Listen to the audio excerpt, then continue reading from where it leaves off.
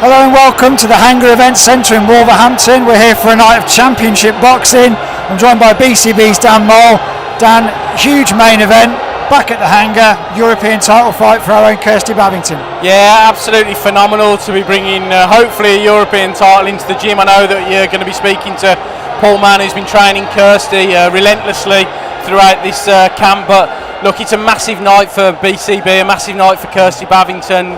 The chance of bringing a European belt, a legitimate EBU belt here to Wolverhampton and to BCB HQ.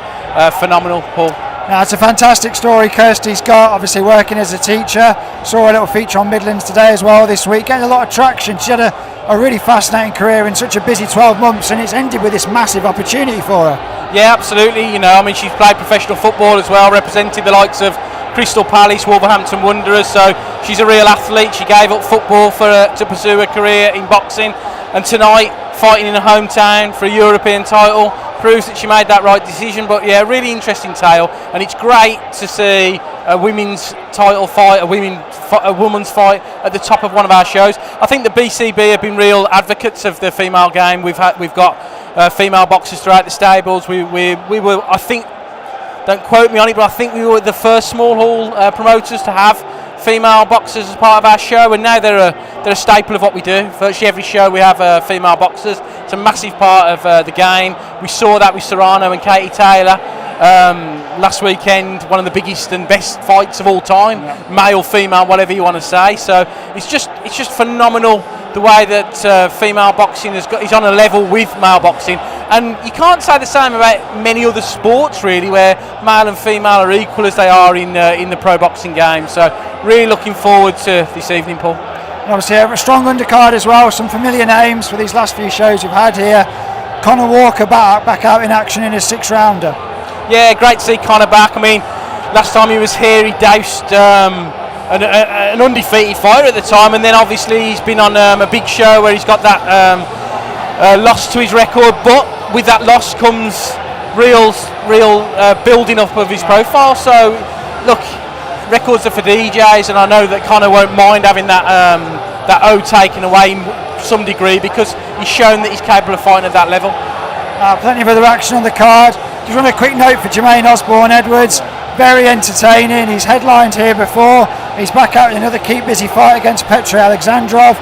Jermaine, what a character. Very interesting guy. He's a great character, a great guy, a very spiritual guy. He brings a wonderful following here. He normally headlines, so you know the fact that he's not just shows how big a show this is, that you know he's moved down the card gracefully, may I add. So it's great that the Kundalini King's with us this evening. And in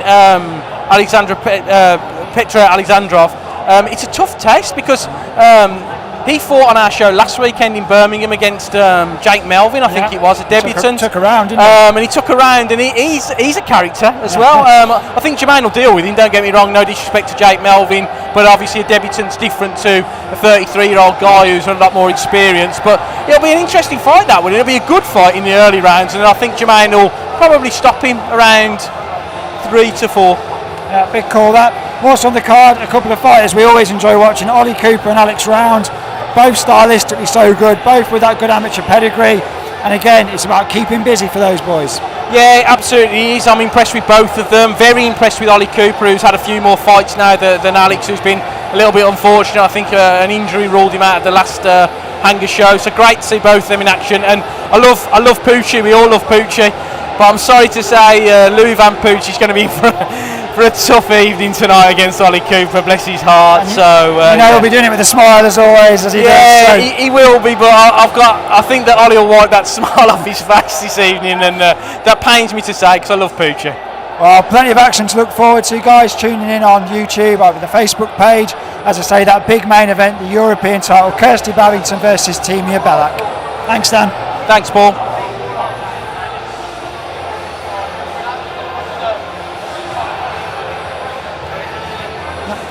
Joined by Paul Mann, Mr. BCB himself. Paul, massive opportunity tonight for one of your fighters, Kirstie Bavington, challenging for that EBU European title. Absolutely massive, and a big night for BCB since all the lockdowns and everything that's happened. This is, putting on show-wise, this is the biggest one since then, and to win a European title for the stables is just going to be fantastic. So I'm really looking forward to it. I just cannot wait. I can't tell you how excited I am. Now, me and Dan have talked over the last few months about getting the next title shot, and it's something we always wanted to see, whether it be a Midlands or an English. We've gone one step better though, getting that European belt. If Kirstie pulls it off, what doors will that open for her? It'd be incredible. It's massive doors, as you know, with the scope and everything that's going on with women's boxing, and it's on the up and rise now. And I mean, the world's oyster. I mean, literally, this is like the eliminator for like a world title. Could be a defence next, but it's massive. The European title is such a massive belt. Women's boxing, I mean, is booming at the moment. So I'm just looking forward to it. I just cannot wait.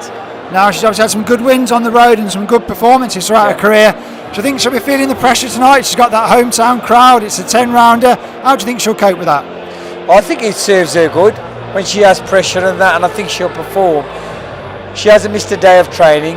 She is one of the hardest trainers that we've got. She trains really hard, and she deserves every accolade in boxing because she puts so much into it, and she really does deserve this. And I'm looking so forward to seeing her performing there today and win the belt. Absolutely. Paul, I wish you the best of luck. Good luck in the corner. Thank you so much. Thank you so much. God bless. Cheers. Thank you.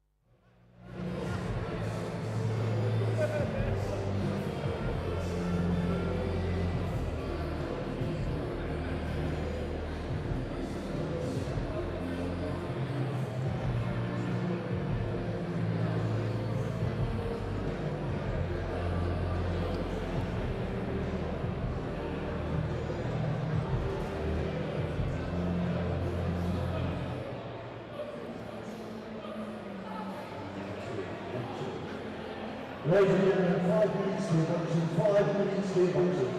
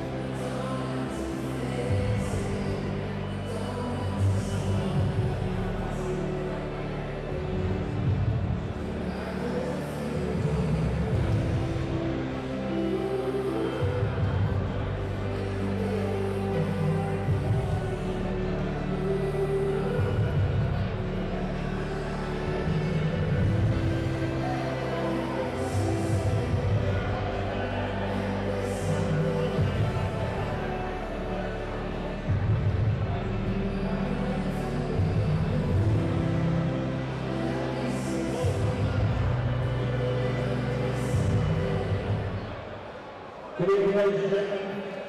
Tonight's show is sponsored by Lion Scaffolding, Recruitment and BCB Consulting.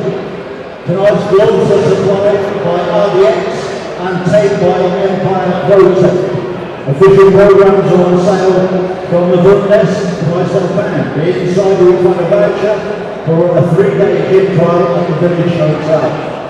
For updates from BCB Promotions, follow us on Facebook and Twitter at BCB Boxing.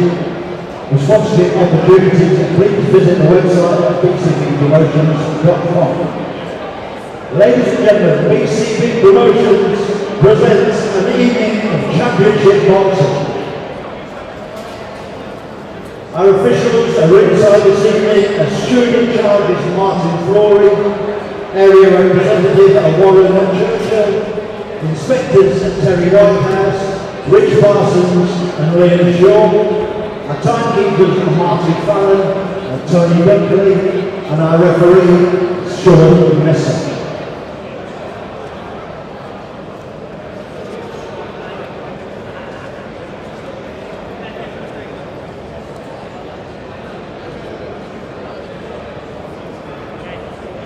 Ladies and gentlemen, our first bout this evening is a super middleweight contest of 4 3-minute rounds. Please welcome to the blue corner from Manchester, Josh Cook.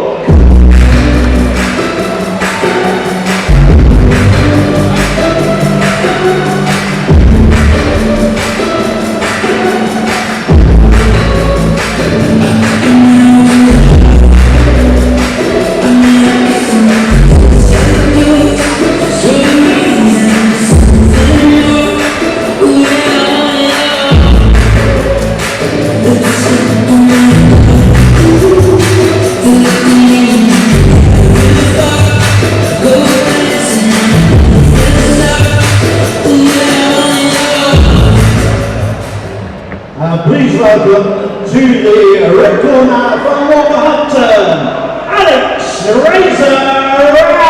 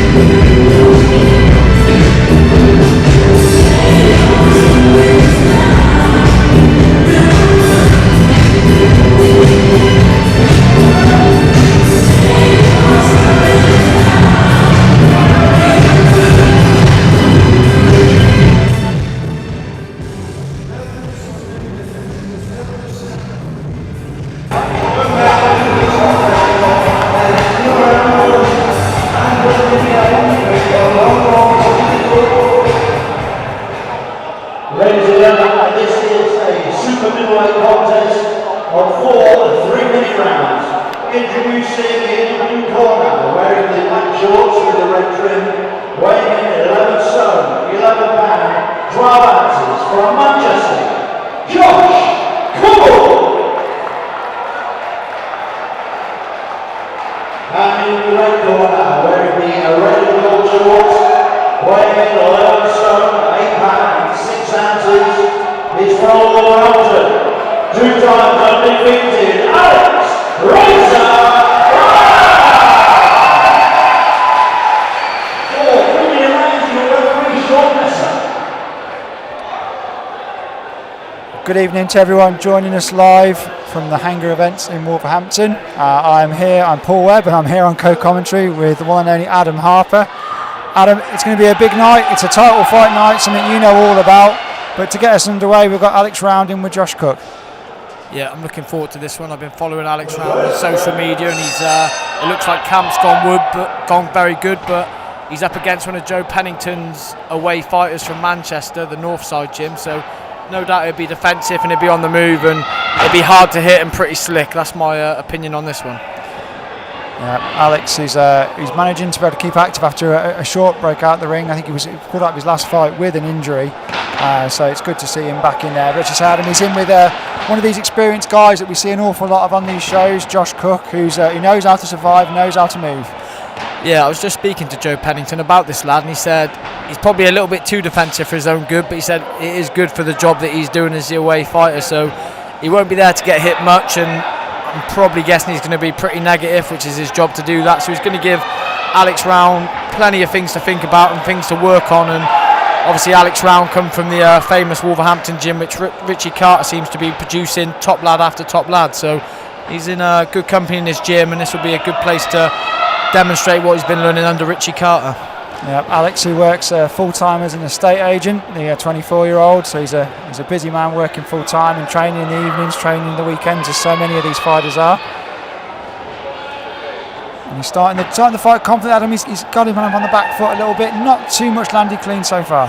Yeah, listen, everything he's doing seems to be pretty right at the minute. He's working well behind the jab, and he's putting some combinations together well, but there doesn't seem to be a lot coming back at the minute, so he's not really in any form of danger, so he's got plenty of opportunity to practice all the basics. And like I said, plenty of straight shots and good head movement by Round. Yeah, of course, Round will be kind of already, even though it's in his third fight, he'll be used to this kind of opponent because he's been in with two very experienced guys in Kieran Thomas and Kevin McCauley. Yeah, so he's used to this type of opponent. I'd just like to see Round probably do a bit more work to the body when he gets in close, instead of just jabbing his way in. When he does get in, he's got to try and look for openings that do look like they're there from where I'm sat to the body, and work away and work up and down.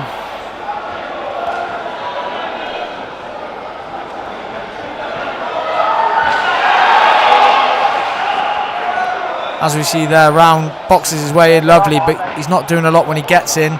It'd be nicer to see him jab his way in and then work away at the body if possible.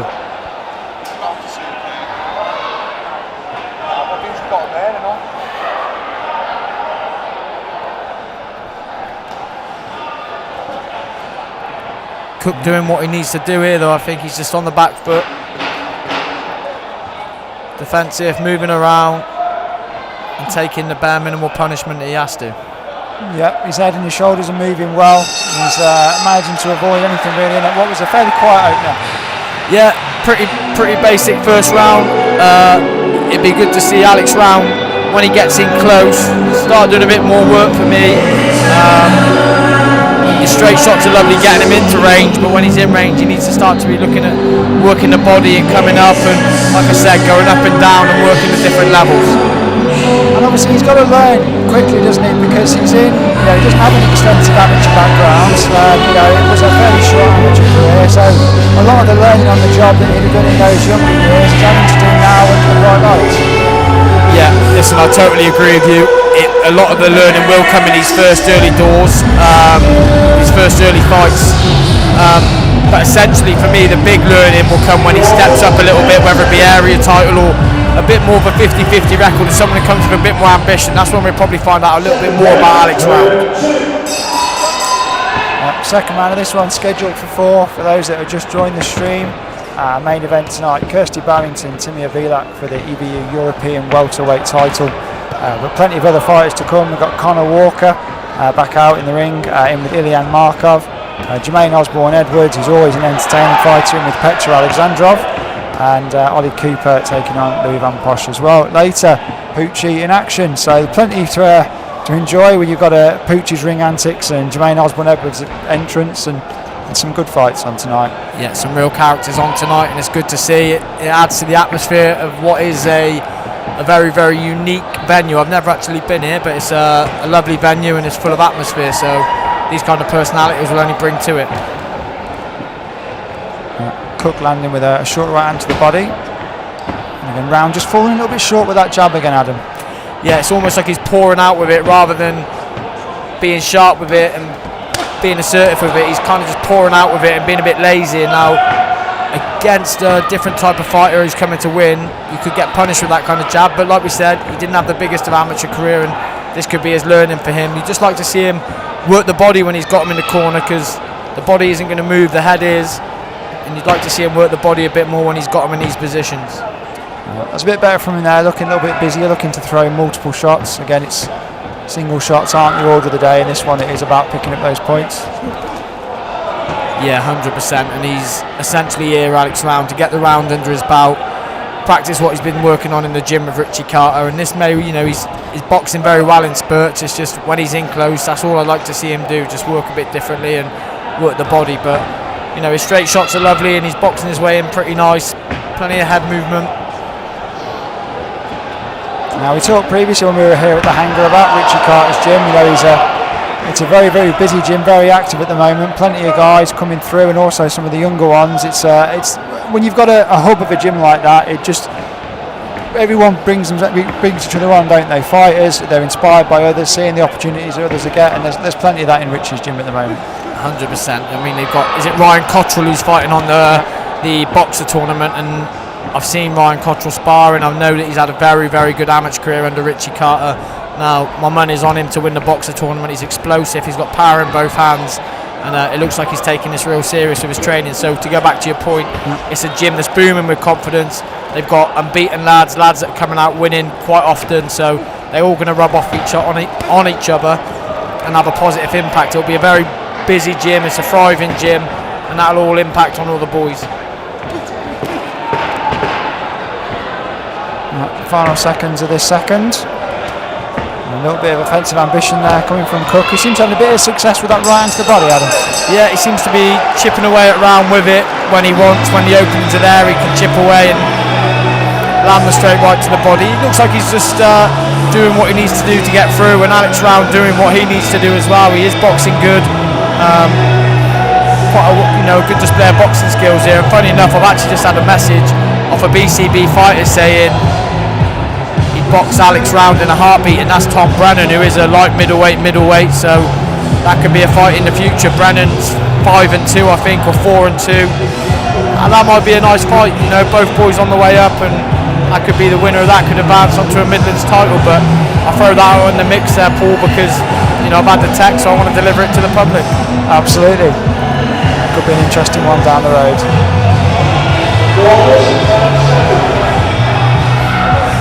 Words of encouragement there coming in Alex's corner. As I say, he looks composed. I was speaking to him very briefly tonight, and he looked very calm and relaxed. As I say, after that disappointment of having to pull out in February, I think he's just pleased to be back in there and getting some rounds under his belt.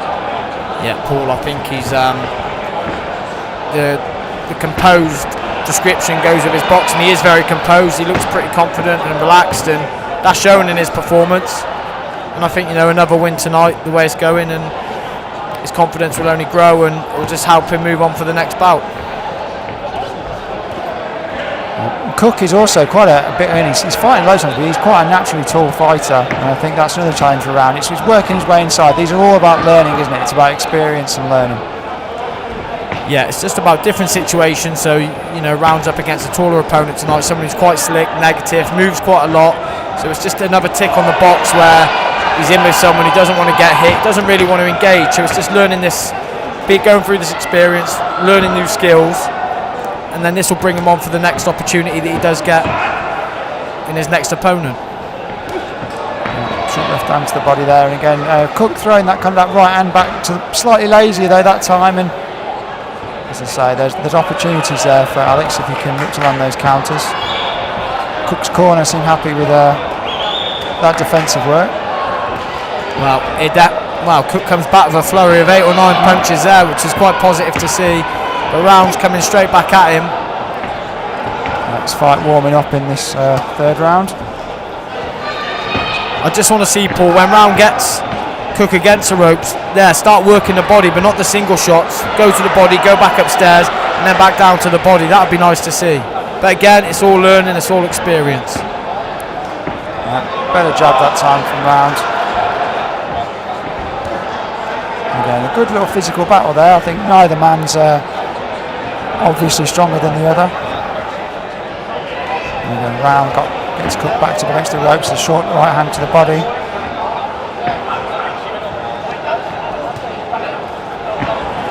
Again, point scoring shots, but nothing particularly damaging landing.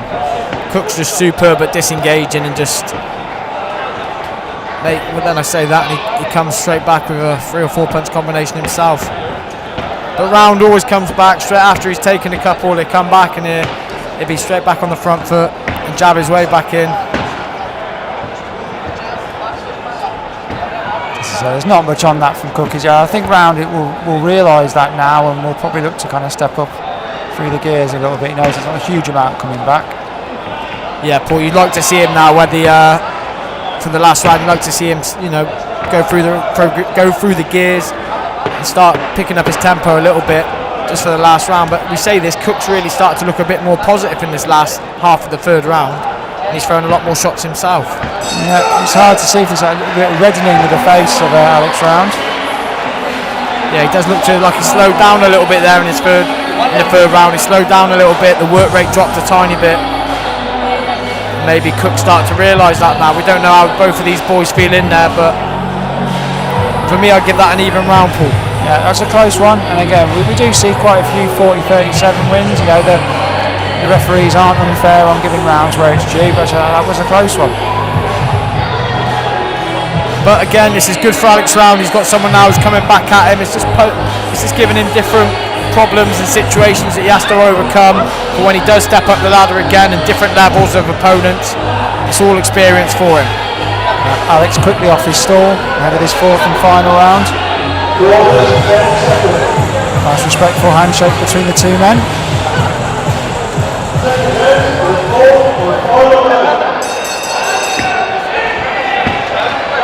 And that's better from Alex, coming out with a couple of quick jabs. A bit more assertive there, Paul. It's good to see. Cook's trying to work the body a bit more though. That left hook to the body, he's looked for it 3 or 4 times in this last round already. Yeah, and an uppercut there as well from Cook. Didn't land particularly clean, but did break the guard.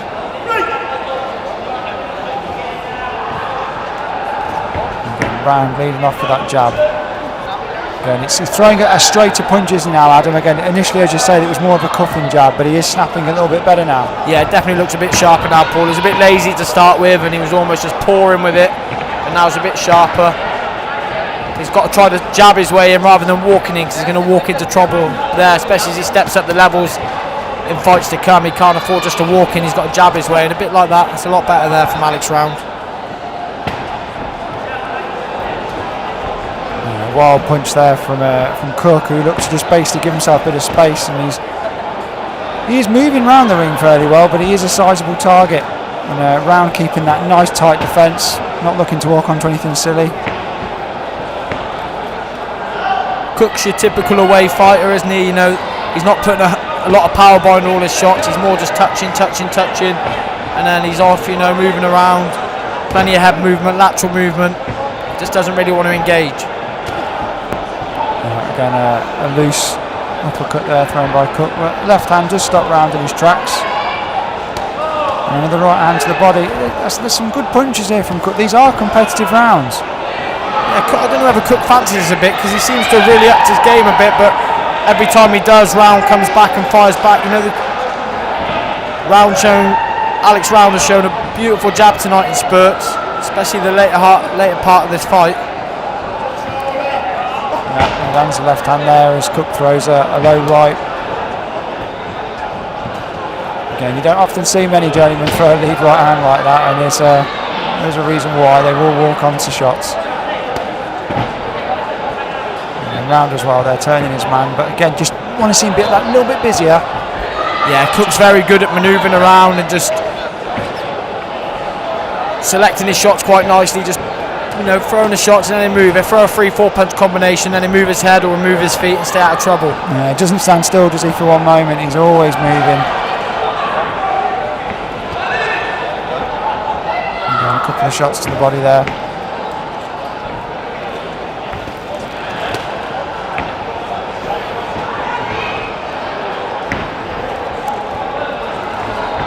Very good learning round for Alex Round here. He's not been able to pin his man down. And for me, I'm going to have to say this is a Cook round, I think.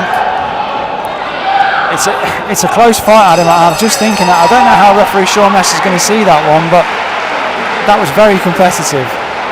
Do you know, I'm going to go 39-38 for round, but I wouldn't be shocked with a 38-38 draw. For me, Cook came alive the last 2 rounds. It just depends if they gave round a share of the 3rd or 4th. But for me, 39-38 or 38-38. But Alex Round might have just nicked this by 1 point. Potentially nervous moments here for Alex Round as he waits for the referee's scorecards. But it's all about how he sees it. The man in the middle who's in there closest with them. Referee Sean Messer, been on the Midland circuit for some years now. Good referee, good judge.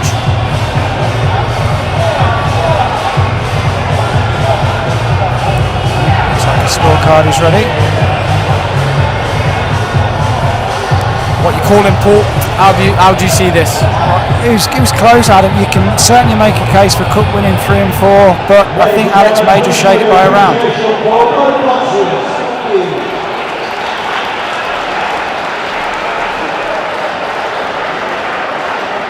Referee Sean Messer scores the contest 39-37. For the winner, and still undefeated,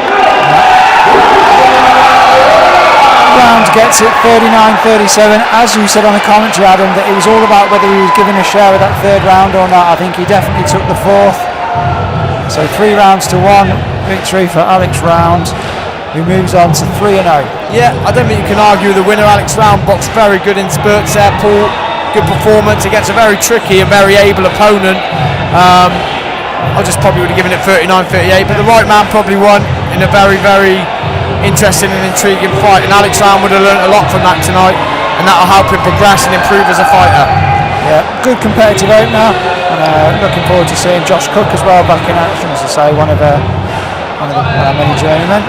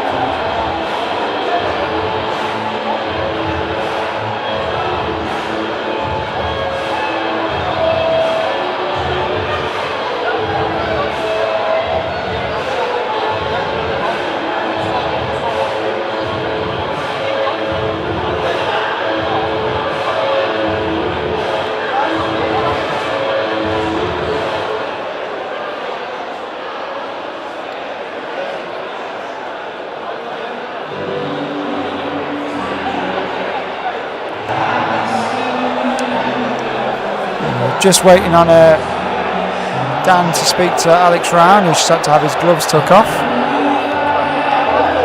So we're just going to cut to a quick ad break, and we'll be back shortly with our second fight of the night.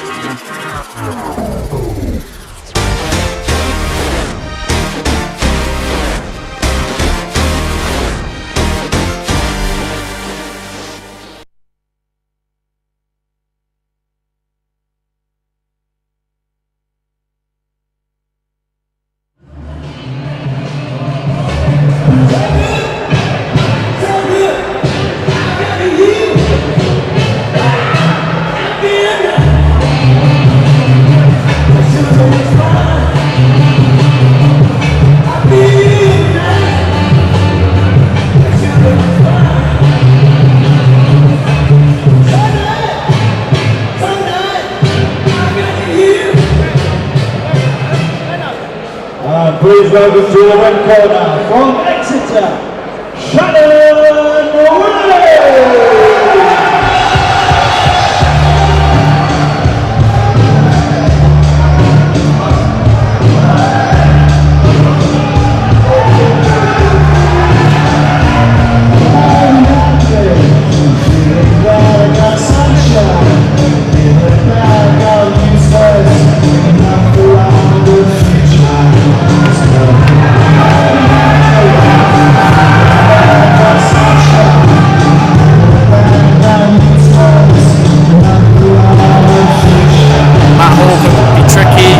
When he needs to be, but he can also come to win. He can be dangerous when he wants to be.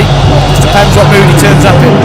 Excellent journeyman Matt Hall. MJ Hall. He was fighting on a Sky Sports show, and he fought quite high up the card actually in the end against Adam Azim's brother, and took him 4 rounds quite comfortably.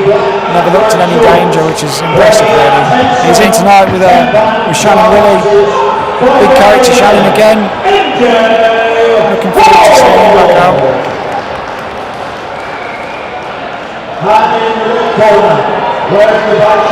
It's going to be a challenge again, isn't it, Adam, for Shannon to put a real. He's not going to stop that. He just doesn't. So he's got to think his way through this fight. He's got to think his way through this fight. I'm a good friend of Matt Hall, so I don't want to give a commentator's curse. I can't see him stopping Matt Hall, and he's got to do something pretty special to even look good in this fight tonight. So he's got to do the basics, and he's got to do them right to look good doing what he does.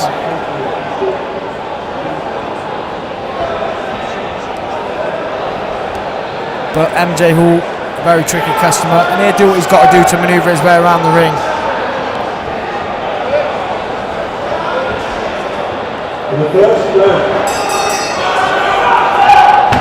So Shannon in the all black shorts with MJ Hall with the black and grey or silver.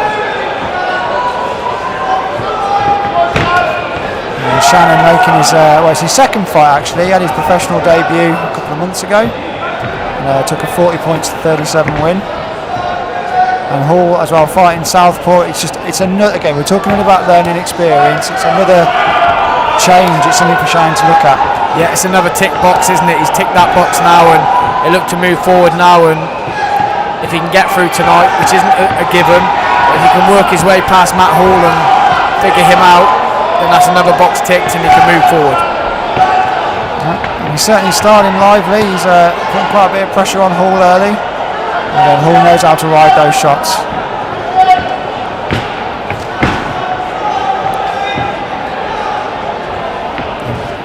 Good, quick, active hands, isn't he, really? Again, it's a comparison to the fight we were just watching previously. It's the speed difference, certainly, you can tell. Yeah, 100%. He's very relaxed when he's boxing. He's got his hands down by his waist, and he's got his quick reflexes, and he looks pretty sharp, and Hall's going to do whatever he can probably to make this messy, tie him up, and move around and make it as negative as possible, but so far so good.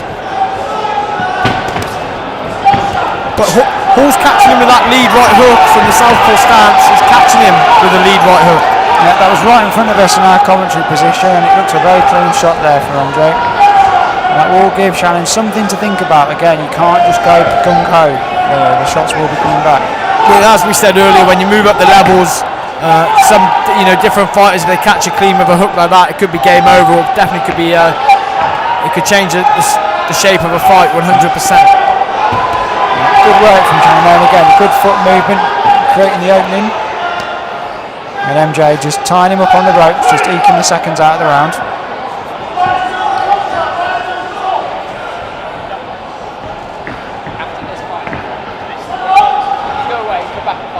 Yeah, MJ just falling short there with his shot as okay, Shannon's got nice quick feet.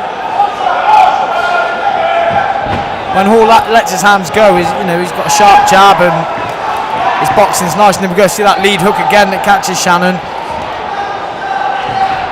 Shannon tries to come back with an uppercut of his own, and then digging in a couple of right hands into the body. Both men fighting up close but throwing punches. Referee Sean Messer happy to let them continue. Just as I say that, he goes to split them up, but good inside fighting from both. I see Shannon's under the watchful eye of Carl Robson, so Southwest fighter.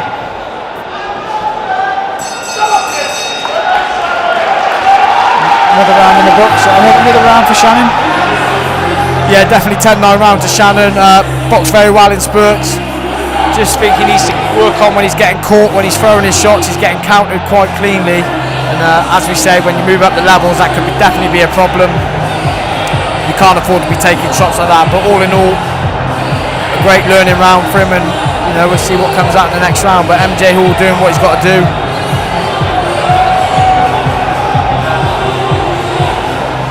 And for those watching at home on YouTube, obviously chuck your comments in, chuck your questions. We're on live with Adam Harper, former English champion, former Commonwealth title challenger. Midlands and English champion. And yes, chuck the Midlands. I was starting high and working my way down. Thank you, cheers, mate.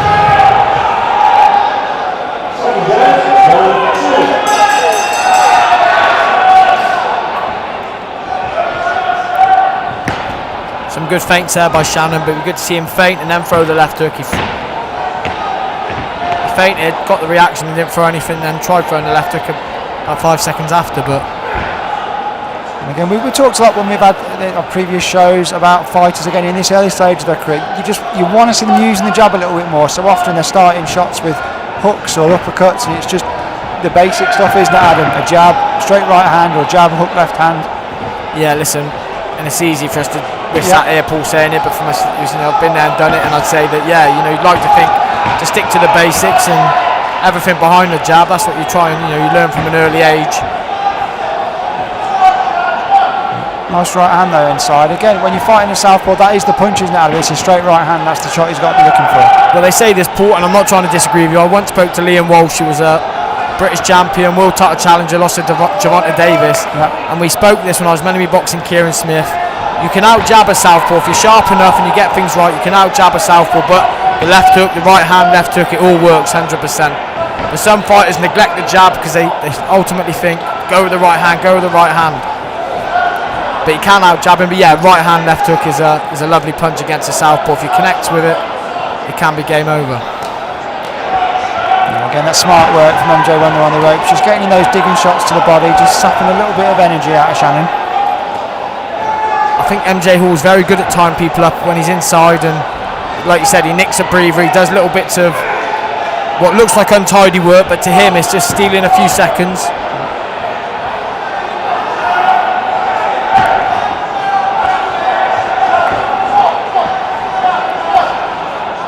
Understandably, Shannon's punch output slowing a little bit again as MJ is just tying up those hands. I think a little bit of a clash of heads there between the two men.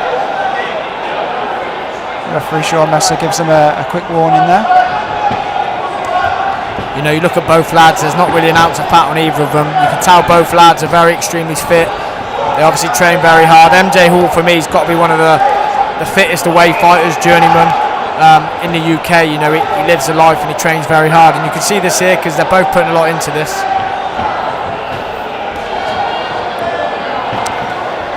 MJ with that left hand, not much behind it, but again just digging in little shots to the body. And this is where Shannon's got to really use his. You've got to be physical here as the Adams. Got to get MJ off him. You've got to create that space. Yeah, do you know what, Paul? I'm going to say that he's got to look for opportunities, and when he finds him, he's got to let his hands go in there and throw more than just one shot. If you look at Shannon, he's just throwing single shots at points. Instead of throwing a double jab, he probably just throws a single jab in or a single shot, as we see there, and he's got to throw more than one shot. He's got to punch his way in with Hall, who is very awkward.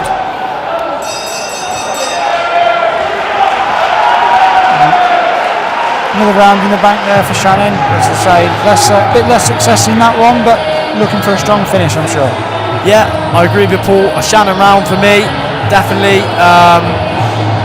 He did start to slow down, and Hall was a little bit more successful in spurts, but Shannon's just got to, for me, it's only my opinion, probably double his punches to get himself inside, and he's also got to look to go to the body, because Hall's head is going to be moving all night.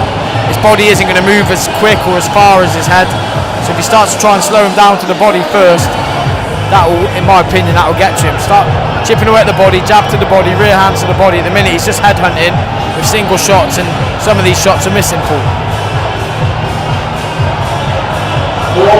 Third round of this one scheduled for 4.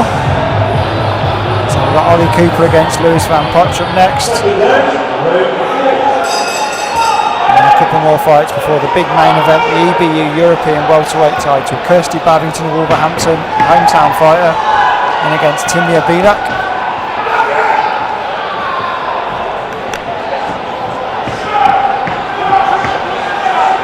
The referee gives MJ Hall a bit of a warning there, just for turning away. Well, we saw one of these on the White Fury undercard when Nick Ball fought Isaac Lowe. He did the same thing, and the referee didn't say break or stop, and then he took a mighty shot, and that was game over. So that's the old adage, isn't it? Protect yourselves at all times. Can't always rely on the referee to be doing exactly the right thing. And just to even it out, Shannon Willey getting a bit of a telling off there for holding the head, I think, as he's pushing down. I do like Shannon's style, Paul. I think he's very slick, looks very strong. But look, it's always going to be difficult against MJ Hall. He's a master at what he does.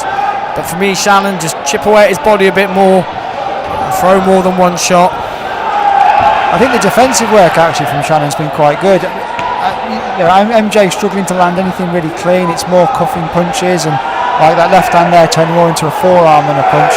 As you say, he's slick, he moves quickly, Shannon Willey. And he does, although his output slowed down, he still looks quite sharp on his feet, and his shots that he is throwing, they are sharp. He's still got a lot of lateral movement.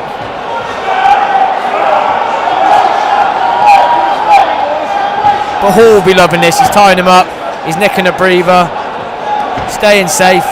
On to next week, hopefully. MJ always with an eye on the clock, making sure that he's evaporating every second out of the round. And that's Shannon's job to get away from those clinches and create the space.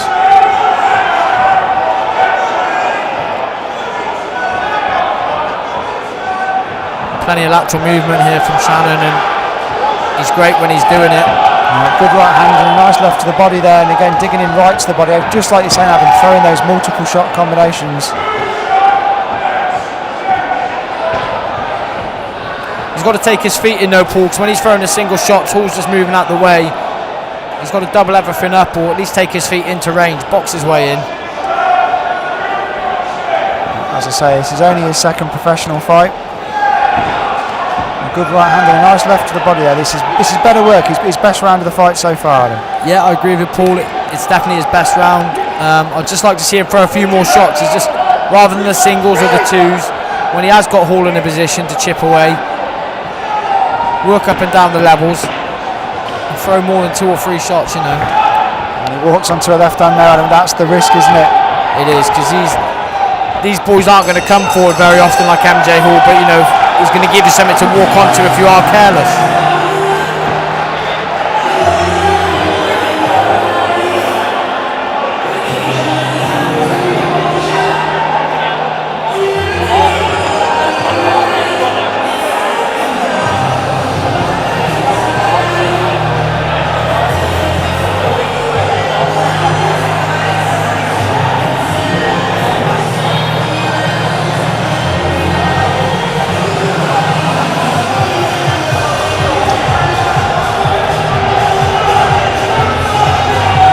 The hangar really seems to be filling up now. Plenty of support, plenty of fans here.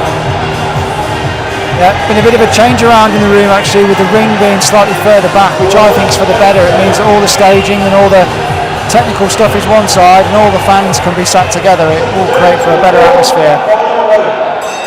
And then there's plenty of people in here to support our main event, Kirstie Bavington, but we'll also hear the noise when Jermaine Osborne-Edwards makes his ring walk. Yeah, what a character he is, and he brings some army with him as supporters.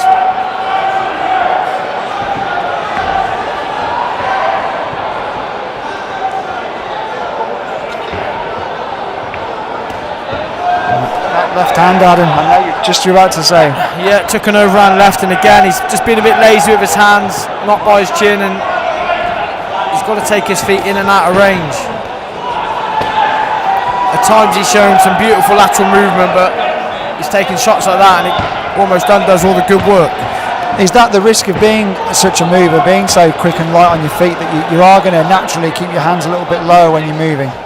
Not that I'd personally know anything about that, Paul, but yeah, from what you see, and when you see of other boxers doing this. But another where he could be a bit complacent is if Hall hasn't really caught him with anything that's bothered him so far in the fight. It could give him that false sense of security where he can have his hands down, but that could also be the undoing of him as he moves up in levels again.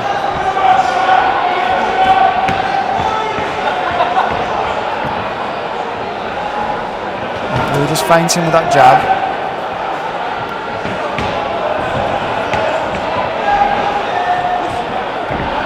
Better defensive work, evading that jab of MJ Hall.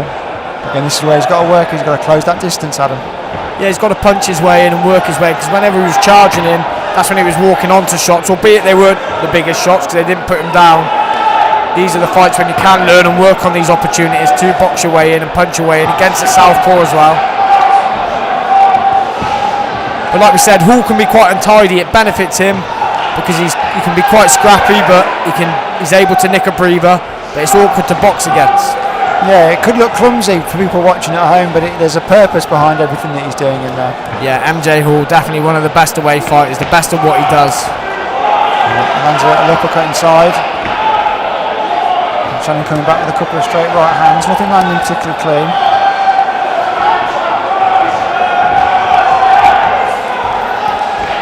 Short right hand to the body, and again, that's where he started to target now as the fight's gone on. He's stopped headhunting quite so much. And you know, Paul, that's for me what he needs to do to slow Hall down, start chipping away at the body.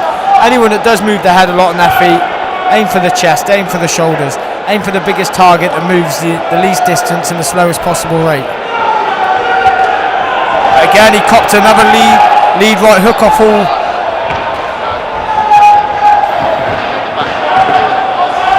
He moves up in levels, he won't be able to take these kind of shots.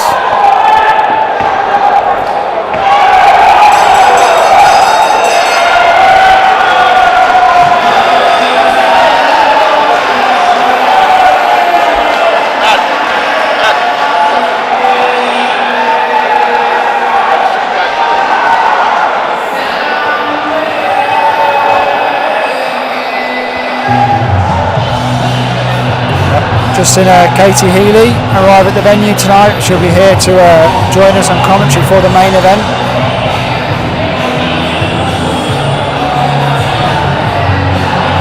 Talking of the main event, Paul, I haven't really spoke about it. For me, Bavington did very well against Sandy Ryan. I thought, albeit she lost, but Sandy Ryan's a special talent. But she's in a real fight tonight, Paul. A real fight that, for me is 50-50.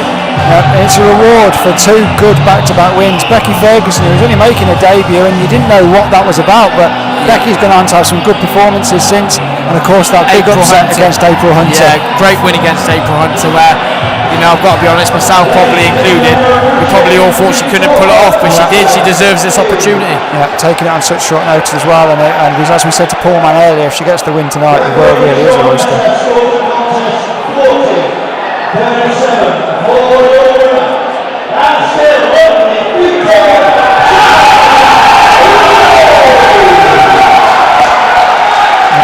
Shannon really takes it 40 points to 37. I think that's a fair score, Adam, giving MJ a share of one of the rounds. Yeah, fair result, fair scorings. MJ Hall came to do what he did. He's able to fight another week now, but good performance from MJ Hall, and good performance. Yeah, good performance from Shannon. We'll be speaking to hopefully momentarily. And he moves on to 2-0. Yeah, Shannon's got a bright future, 100%. A few little things to work on, but that comes with experience, and that'll come as he moves up the levels and when he works on the gym.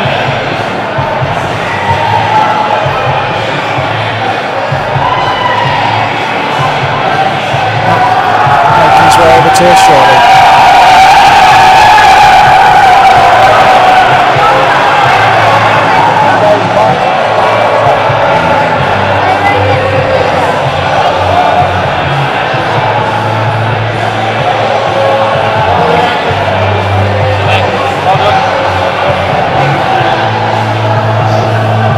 Shannon, congratulations, pleased with your performance?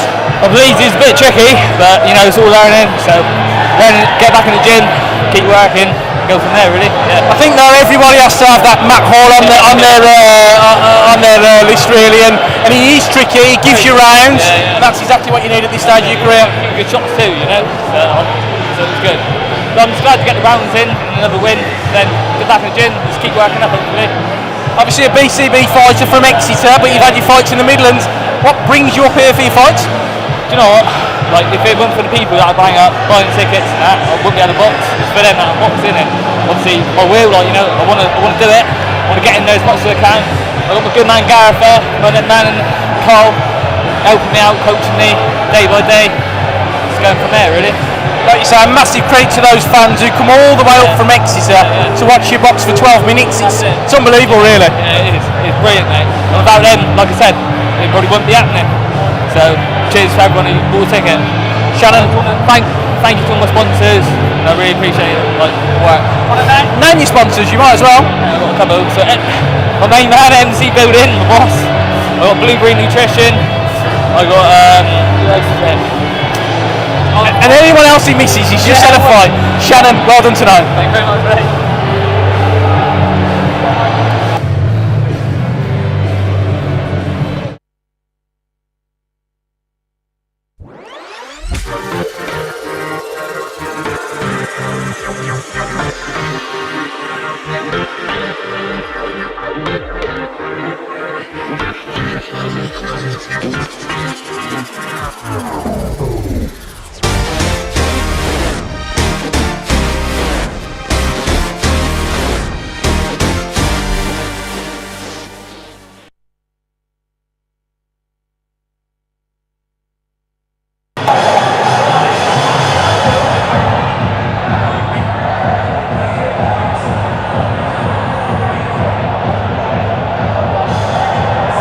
Lewis Van Pooch full of theatricals as normal. Have we got any form of display today?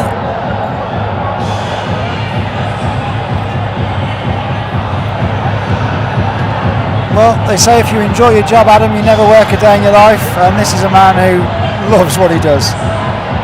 Yeah, a real character on the boxing scene, a former opponent of mine, Lewis Van Pooch. Top lad, full of personality.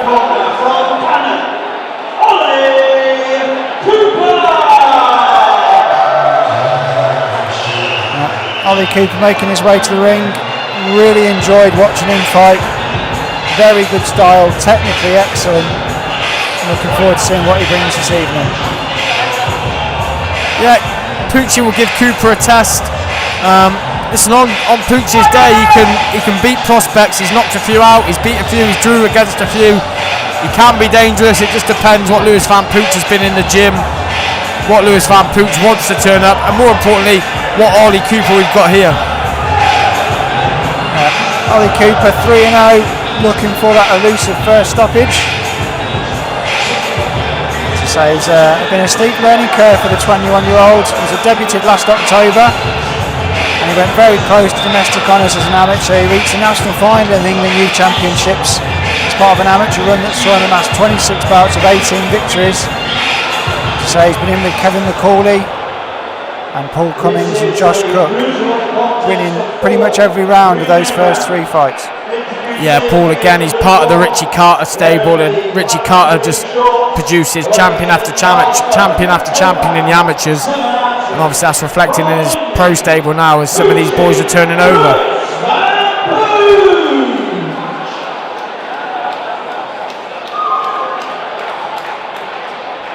Slight applause for Van Pooch there from the crowd.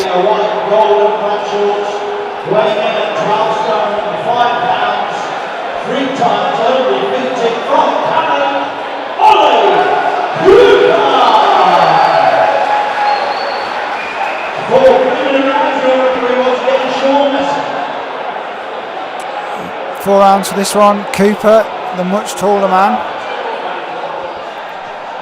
And he'll be looking to use that size to his advantage, Adam. Yeah, you'd like to think so. I'm sure Poochie, who's actually a much better boxer than he appears. I mean, physically, you look at him, you probably wouldn't think he was going to be a tidy boxer. When you see him move, Poochie can really box, and he can be quite subtle when he wants to be. Like I said, it just depends what Poochie we see. Cooper, who settles into his southpaw stance. Really long arms, long lever punches, as we've seen in his previous fights. And I was impressed seeing him with Kevin McCauley. Again, Kevin's someone who you can pretty much go 12 minutes and not land a shot on, but he boxed well against Kevin. And these are the boys they've got to learn with. You know, you've got your Kev McCauley's, MJ Halls, Pooches, Granhams. This is where they're going to do a lot of their learning. But not many manage to stop Poochie. And if you are lazy or you're not on your game, you'll get caught with a lead hook like that. Cooper looking the aggressor early. White shorts with the black trim. Coops on the back.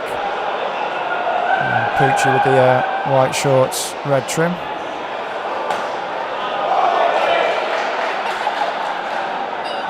I'm sure I've seen Cooper spar Owen Cooper at the Worcester gym about 3 years ago. I've gone off topic a bit, but this man, you know, the face and name rings a bell, and this is where I've seen him against Owen Cooper. And you can tell he's got that more well-drilled amateur style, doesn't he? That tight guard and a lot more straighter angles on the punches. Yeah, he's a very well-schooled fighter, and he always will be coming out of the Richie Carter gym, and he's doing everything he needs to do here against Poochie, who will probably do the bare minimum he has to do unless he sees an opening, and then he will jump on it, and he has got the capabilities to change a fight. But Poochie looks like he's having fun, he's smiling, he's talking. Yeah, he's normally starts a bit later in the fight, but we're only in the opener and he's already got that grin on his face. As I say, it's going to be Cooper's job to maintain his professionalism and be sensible and keep looking for those openings. But you look at the lads that have stopped Poochie. I think it's your Zach Parkers, Lerone Richards, Joe Pigford. You've got to be a little bit special to stop this lad, and Cooper may well do that. He looks very well schooled. He's doing everything he needs to in the opening round.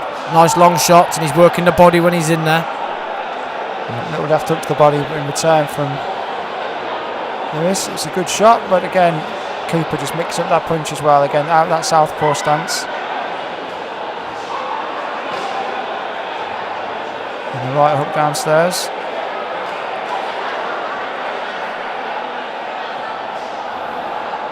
Again, he's closing that distance well, but he can make himself a very small target, can't he? Van Pooch. He's almost folds his arms in, folds his shoulders in. He doesn't give much space. No, he tucks up, and he's almost the the man from Lydney. He's almost a wall of Lydney, because he won't take much, and he just becomes an unmovable object, really. But you know, Cooper doing what he needs to do here. He's going through the gears, and he's letting some good combinations go.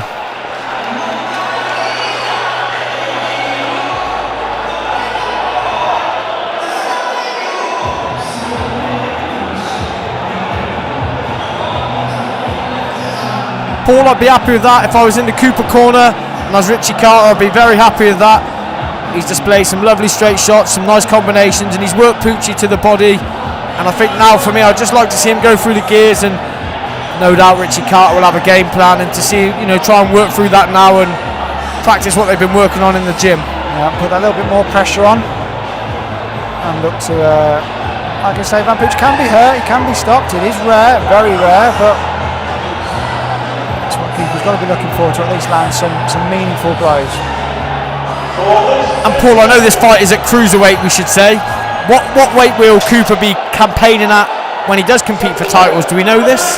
Well, I think again, because of his height, I think he's at cruiserweight because he can be at the moment. But I think he certainly has the frame where I think he could slim right down.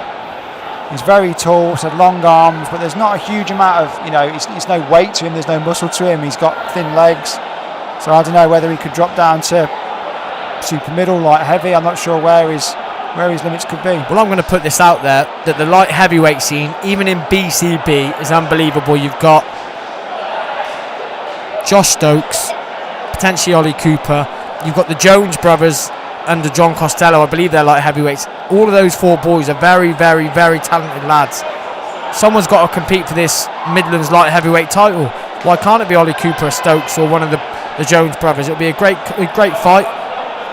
And it's the first step on the ladder for a title bout. Yeah, I think Cooper has previously said that he could go down as low as 154. I mean, which is easy to say at young age, isn't it, Adam? I think you have ambitions of what weight class you could be at, but you'll soon find as the years go on that you'll fit into your natural weight, as you did. I'm pretty sure I told Errol Johnson I could make welterweight when I first met with him. I don't think my left arse cheek could make welterweight now, but you know, we can say it, but doing it is a totally different thing, and it can impact you. We can see it on the scales, but you might not be able to perform at that weight. Yeah, just because you can make the weight doesn't mean it's the right thing to do, but obviously it'll where he feels naturally and where the opportunities land. He's boxing well here, sharp. He's an awkward southpaw, uses long levers. I'm impressed with him. Yeah, again, it's just that straightness of the punches, and also it presents such a small target. A lot of southpaws can stand very side on as they're meant to, and he is certainly maintaining that. Doesn't look like he's out of kilter at any point. There's an MJ Hall already dressed with his bag ready to go. MJ Hall, a family man. I speak to him from time to time, and he's very much about his family, so no doubt he'd be going home now after a long day's work. A professional boxing fight, he'd be going home to see the wife and the kids. Yeah, one of the great characters in the sport, just coming past us now. So back to the action in the ring, and again, Cooper now starting to hold his hands a little bit lower, looking to free himself up a little bit. I think he realises there's probably not a huge amount coming back. He lands a nice right hook to the body. Yeah, he's doing everything he needs to do here. Like I said, displaying lovely straight shots, and he's working Poochie a bit, working the body, and he's going up and down in levels, head and body, and he's blooded Poochie up a bit here, so he's doing everything he needs to do, and he's using his long levers. I'd be a happy man if I was Richie Carter and Andy Owen in that corner. Again, Cooper at 6'4". We've had some big welterweights and sort of big super welterweights and middleweights in the past. I remember Prince Aaron, I think he was 6'2", 6'3". I'm going to put one out there. Sam Eggington as a welterweight was a monster. Yeah. God knows how he made the weight. Yeah, been fortunate to have been ringside for plenty of Sam's fights, and he's what an all-action fighter he's been over the years. Unbelievable fighter, Sam Eggington, a servant to British boxing, and most importantly, a massive name for Midlands boxing.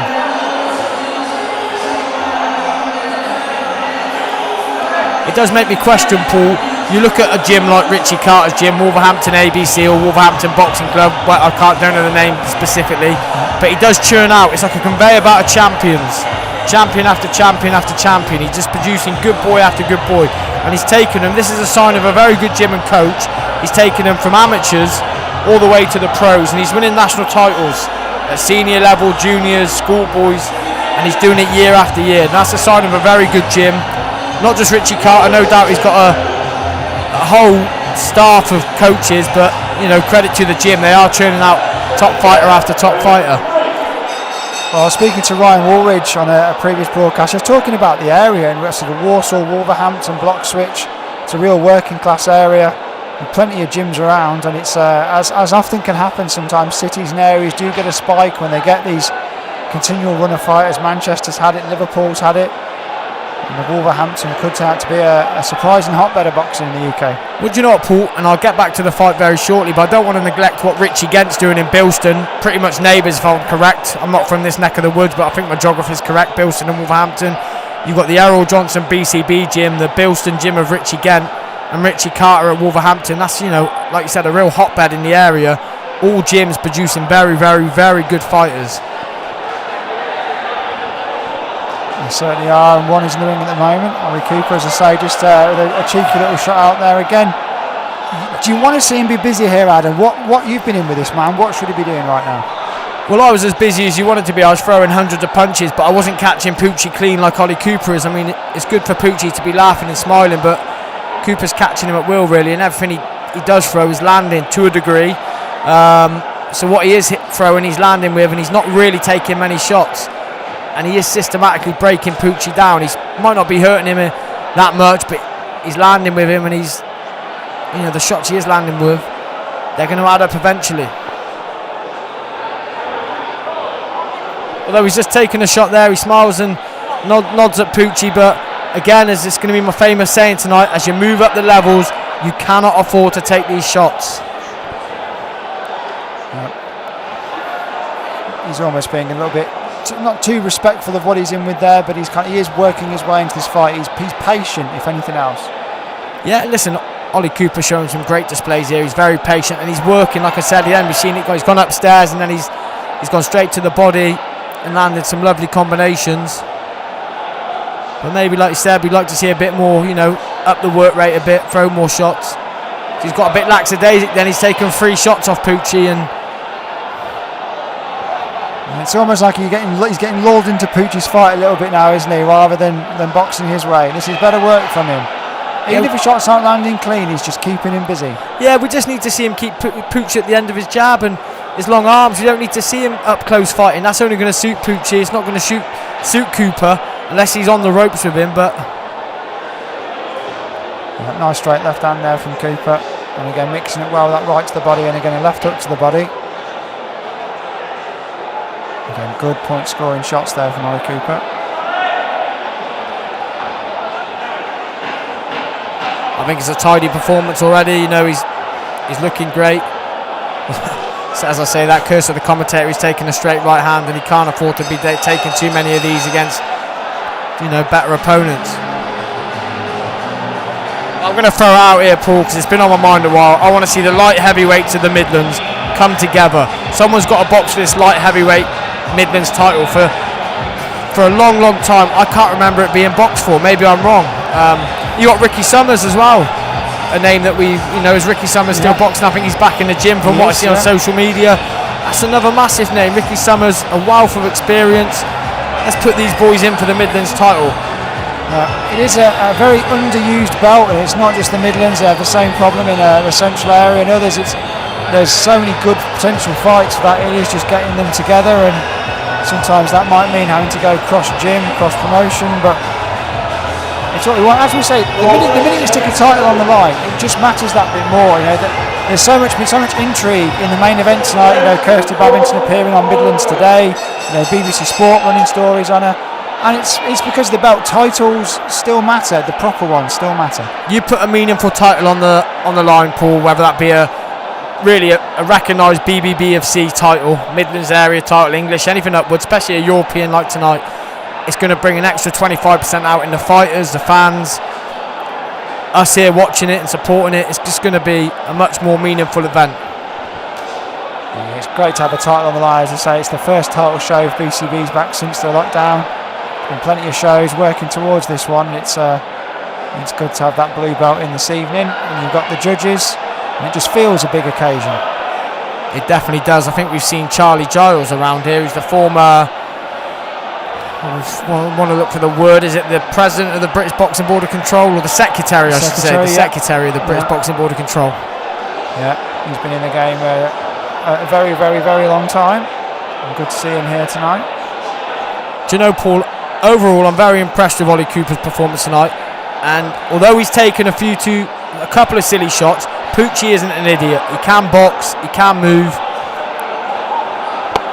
and he's a gentleman has passed me a Diet Pepsi, which is nice, a refreshment. I don't know if you want to take offence that he's given me the full fat Pepsi and you the diet one. Nah, it is what it is, Paul.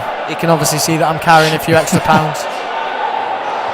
But yeah, Cooper's obviously taken a couple off Pucci.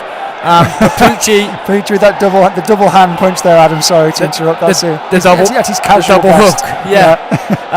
But Pucci's a good fighter, and he will test you. But it's a good learning curve for Cooper, and he'll probably move on from this and be happy with his performance overall. Good showing in here from Cooper, as I say, unbeaten. And we look to keep busy this year. I'm sure he'll be out again fairly soon. As I say, fighting out of Cannock, so not too far from where we are in Wolverhampton.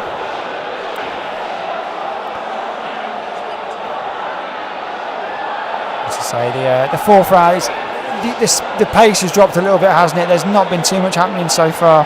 No, not a lot of shots. I mean, Cooper's on his bike now, and he's just doing what he needs to do to finish off what he started, really, which is a great boxing display.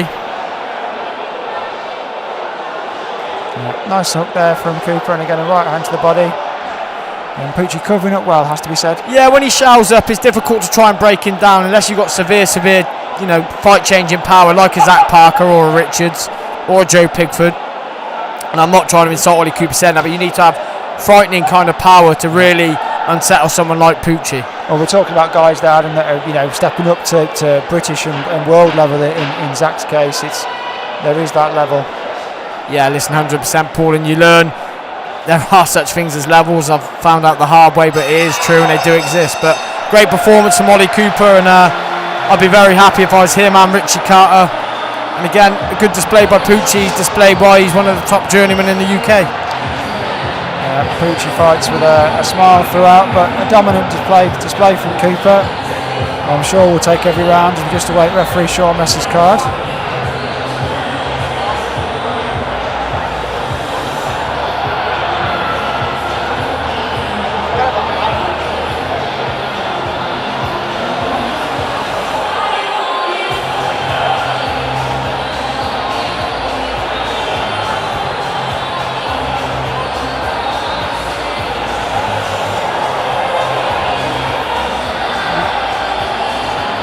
We await the card. Just let the guys watching at home who just joined the stream to know what we've got to come. Next up we've got Jermaine Osborne Edwards in with Peter Alexandrov. Peter, who fought on the show, or Petra should I say, fought on the show last week. Who gave Jake Melvin a good fight actually, took a round off him. And Conor Walker in with Ilyan Markov. And of course our main event, Kirstie Bavington, Timea Belik for the EBU European Welterweight Title. I think we could see a 40-37 here, Paul. But I might be wrong. 40-36 for your winner, and still undefeated, Ollie.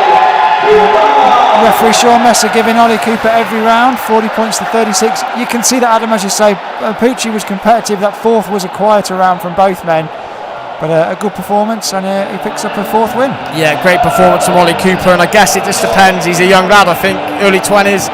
I guess it all depends on how fast they want to move him along, but there's a very big crop of light heavyweights now in the Midlands, and it'd be great to see a couple of them together for this title. Lewis Van Pooch, here he is, ringside. How are you? Keep him well.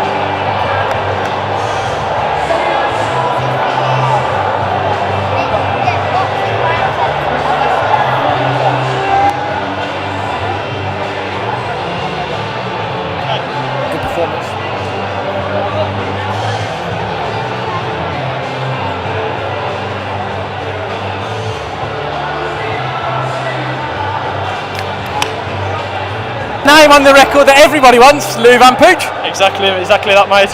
Said to him before, it's an honour to share the ring with such experienced people. You know what I mean? Gather experience myself that can develop my pro career. So yeah, it's always good to get in there with experienced bloke who know the game. So yeah. And you bashed him up at times as well tonight. Yes. To put it lightly, yes. But look, it was all a learning curve again. Me and Rich were on in the gym being more aggressive, coming forward. And just sort of cut the amateur style out tippy-tappy, so tried a bit of that out tonight. Paid off for me, really. Totally agree, mate. I spoke to you before. I think that you're a really lovely boxer. I think you're really slick. It's just about hurting people, and looking at his face tonight, I think you've hurt Poochie. I've done a decent job. No, I said in the week, I think I'm definitely a late developer in terms of my man strength coming through. As you can see, obviously I'm a tall build, but I'm a slim build. So hopefully that will come through later on in my career and start putting people away. People who aren't in there just to survive. No disrespect to any of my opponents, but they are just there to survive and give me experience. So more competitive fights, it will come. And yeah, hopefully we'll start to see it coming through a little bit. Ollie, excellent performance tonight. Well done. Cheers, mate.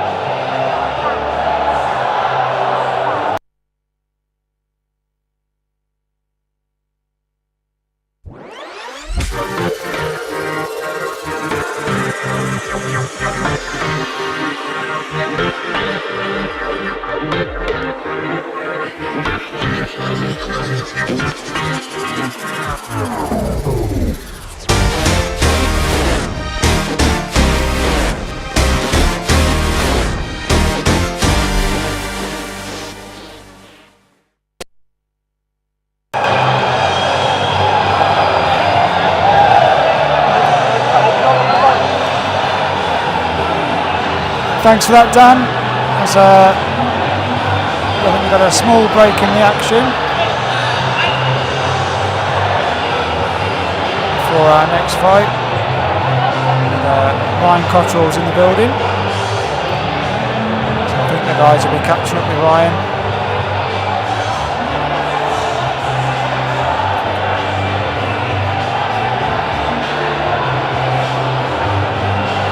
So for those that have not seen Jermaine Osborne Edwards fight, it's a fantastic entrance. He's a great character, very spiritual man, big family man, overcame difficult circumstances in his last fight out after losing his grandmother. But he showed real poise in that one and managed to get the win in what was a very emotional win for him. And now he's looking to push on and progress in his career. And again, fighting down the card tonight, which is good for him. You know, he's had the bright lights, he's had the headline shows, but he needs rounds, he needs fights, and that's what he's going to get this evening. Again, he's in with Ilyan Markov, who we've seen a few times on these shores before and on BCB shows. Another good experienced fighter. Yeah, and it'll be another one for him to tick the boxes. A different opponent, different kind of style. I like Osborne. He's a very, very big personality. I've shared a table with him at the Walsall ground when there was a BCB show on, and he's a top lad, cracking lad. And like I said, he's a big personality. And there's no real surprise why he sells a ruck of tickets and people come out to watch him. He's got one hell of a story behind him.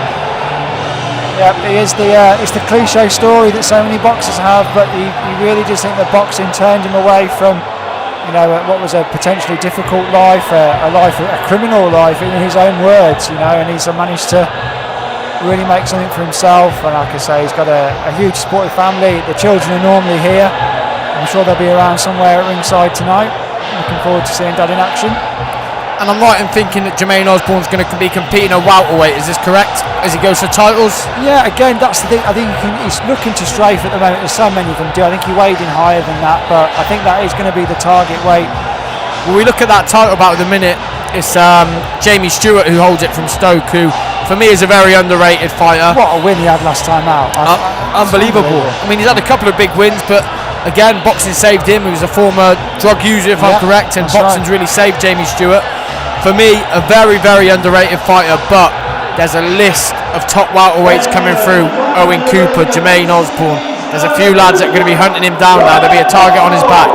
There certainly is. And again, if you look at his record on paper, it doesn't look like anything in particular, but, you know, fantastically tough man. I've interviewed him. He was meant to be fighting on the BCB show recently, and unfortunately he wasn't able to fight in the end, but very tough man, very experienced fighter, more than his record suggests. And I'm going to jump in. Sorry to butt in there, Paul, but anyone that beats an unbeaten record, they're a dangerous fighter.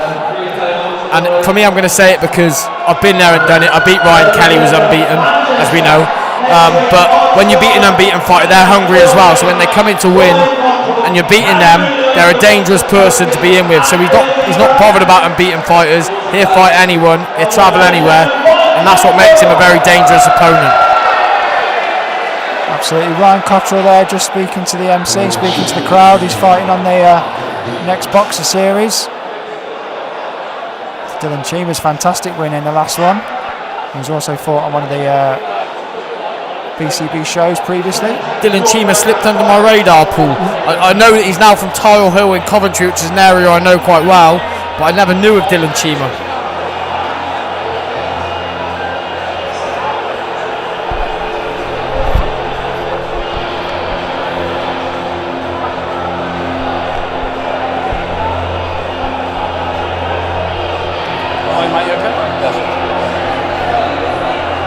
Ryan, normally you're sweaty, you're bloody, and you've just been in the ring, mate, so it's nice to see you here in Wolverhampton. What you make of the fighting so far? Yeah, it's been a good night of boxing. And I've just been talking to the missus. I said I should have fought in this one as well. Done back-to-back weeks, see? Yeah, back-to-back weekends, that would have been amazing, but next weekend a massive opportunity for you on Boxer, on Sky Sports.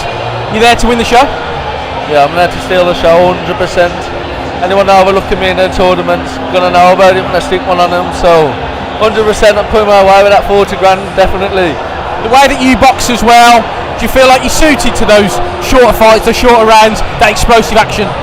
Yeah, 100%. Well, I've just come from the amateurs, I had a good amateur pedigree behind me, and my first pro fight only went one round, so I'm still only used to the free freeze myself, but I'm fit enough to do 12 rounds, so especially free freeze with a break. I'm going to get in there fresh every single time.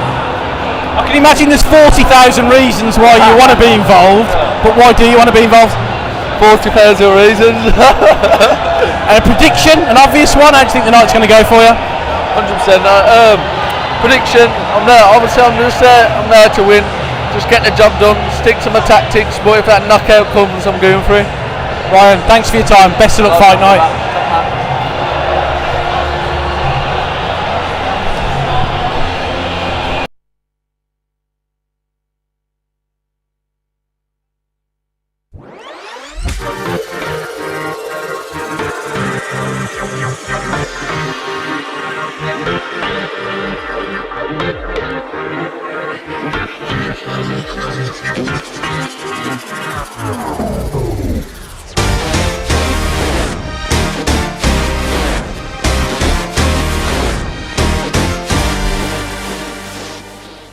Tournaments, and as you say, those that will want to bet on our guy, put your money on it, Paul. It's going to happen. He's dangerous, very dangerous fighter. That's where my money will be going next weekend. And he looks confident, he looks relaxed. You know, he's only a couple of weeks out, as he said to Dan there. It's a shame he couldn't be fighting tonight as well.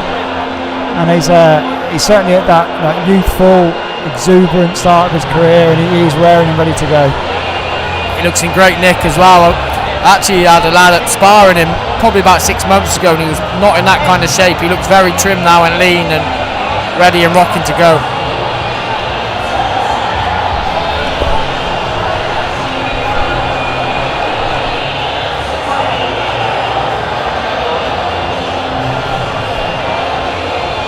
Alex, like my wife says to me, better late than never. How did you feel your performance went this evening? Yeah, it was good. It's good to be back. I've had a bit of time out. It was good, felt strong. Just that little bit of ring rust in the last round, but I'll get there. In terms of that time out, tell the viewers why there was that delay. 'Cause I know you're from that Richie Carter gym where all your stable mates have been in action. You've just missed a show or two, so what was the reason? Just a personal reason. I just had to have that little bit of a gap, sort myself out, and come back stronger and better. I felt like I performed really well, but I'm going to get out more often, and that's what I was lacking. You see, obviously that constantly being out and being in there.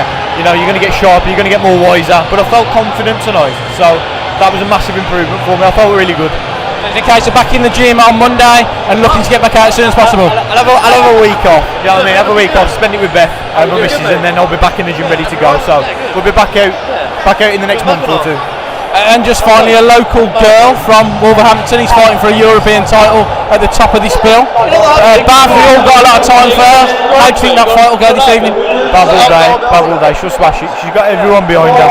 She works hard, training all the time. I've got her on Instagram, so we'll see what she's doing, but she'll smash it. Alex, thanks for your time and well done tonight.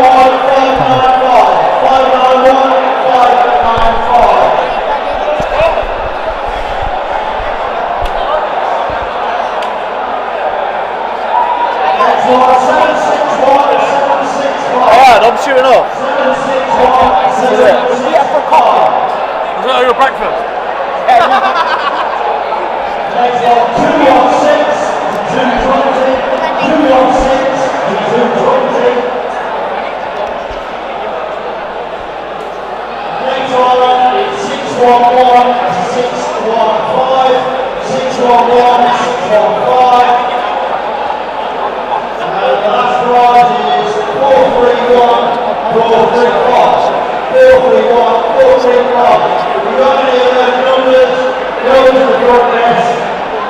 The hangar is literally rammed now, Paul. Spectators and fans everywhere. Looks like every table's full. The seating's all full up.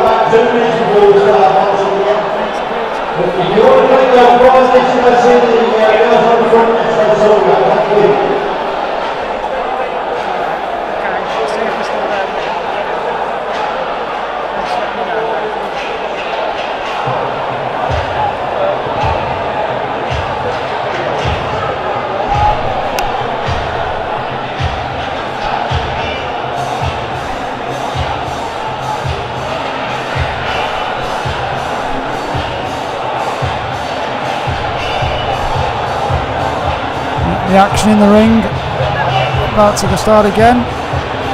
As I say, Timea Belik in with Petra Alexandrov. The Kundalini King himself. I'm looking forward to that one. As well as Conor Walker, Ilya Markov, and that big main event, Kirstie Bavington, Timea Belik for that EBU European Welterweight Title. Yep, we've got some massive names coming up. Conor Walker's one I'm interested in watching. I know they've got a desire to go down to 10 stone, and credit to him if they make it. I thought he's a big, strong welterweight, so If he can make 10 stone, it'd be a real force. He certainly will. As I say, he came a little bit short at that elite level, but you know, there's plenty of opportunities for him to bounce back. It's good to see you calling English title level elite, Paul. I appreciate that. I know the company I'm with.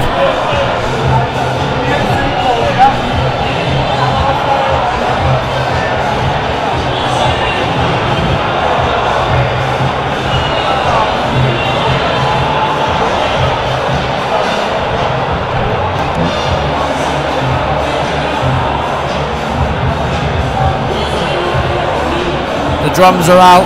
It looks like the Osborne train will be coming out very soon. Fantastic entrance that Jermaine puts on.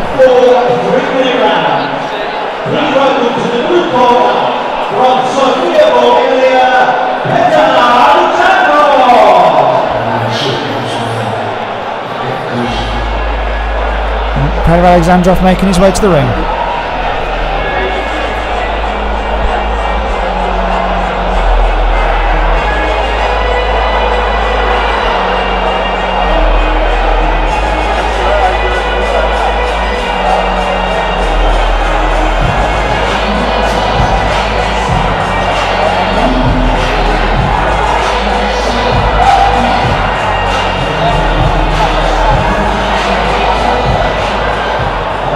Welcome to the ring corner for Wolverhampton.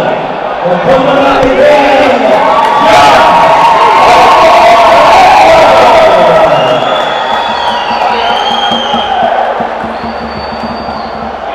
This is some spectacle, this, Paul. Some spectacle.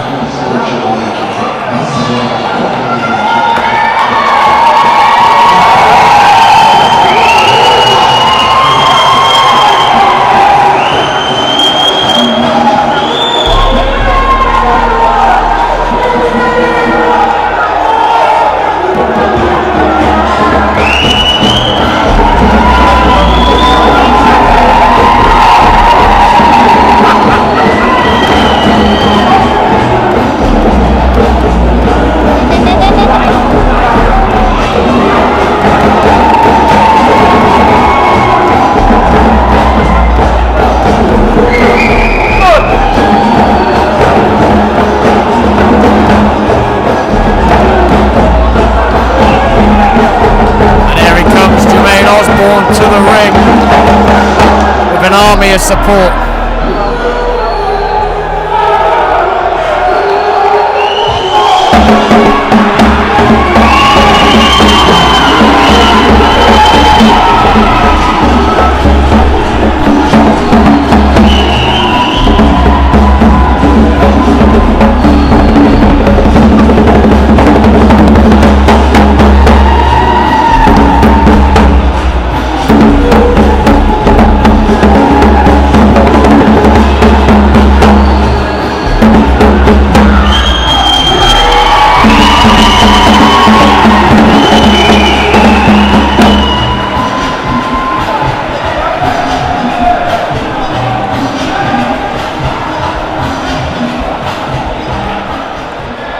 How come we never saw you in a flamboyant headdress, Adam?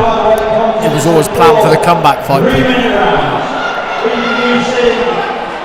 the blue corner, wearing the blue and white shorts, weighing in 10 stone, 4 pound, 14 ounces. So as we say, Osborne Edwards, no stranger to this venue. And he's had some very good performances. He had an early stoppage, dropped his opponent numerous times. He's also been the rounds. And his schooling so far has been good. He's got good power, good size, Adam, but again, he's just about getting a win against an opponent. He'll say he was in with Jake Melvin, who was a debutant, but again, a well-schooled fighter. Jake, obviously you know him well and his family well. Yeah, Jake Melvin had a bit of time out the ring though.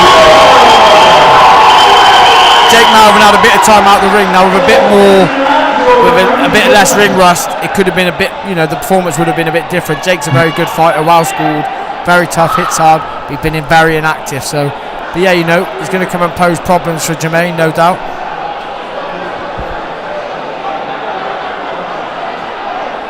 Yep, the Kundalini King himself in this one and 4 rounds. And the thing is, Paul, when you get these lads who bring a load of support, it's going to send the away fighter one way or the other. It's either going to intimidate him or it's going to bring him out of his shell. It'll be one way or the other. Jermaine settles into that southpaw stance to begin. As I say, very muscular, very strong guy, Jermaine. He does have a lot of pop on his punches. But again, it's just what he's going to be working on, as we've seen the improvements in closing that gap as he lands a nice straight left hand there. Yeah, lovely rear hand there from Osborne. Really using his long levers.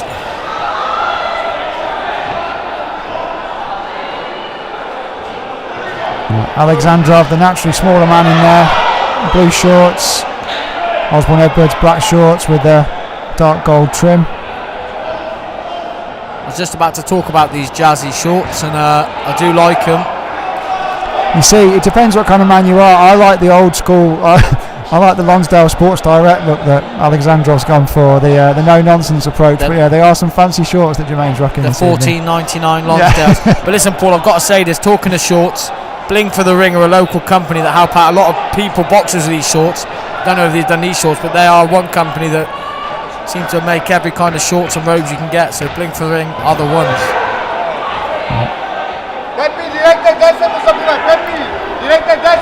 Osborne needs to get back on his jab here, establish himself, and then double up rear hand. There we go. Better work there from Jermaine again on that straight left hand.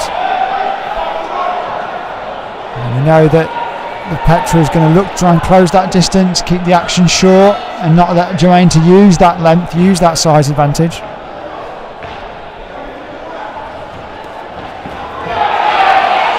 Osborne good at cutting the ring down here. He seems to be getting his opponent back into the corner.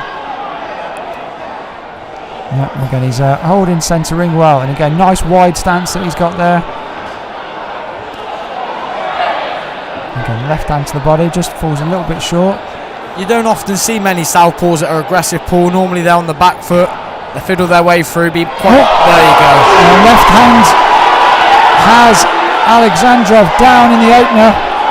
Referee Sean Messers ruled that a slip, I believe, Paul. It may have been a clash of feet from where we were, but it looked a clean punch. Have to see the replay on that one.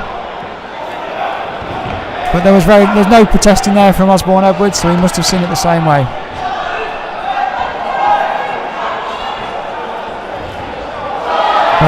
Good left hand again there. I was going to say, when he lands that rear hand, he seems to be having some form of impact. It's definitely gaining the respect of his opponent.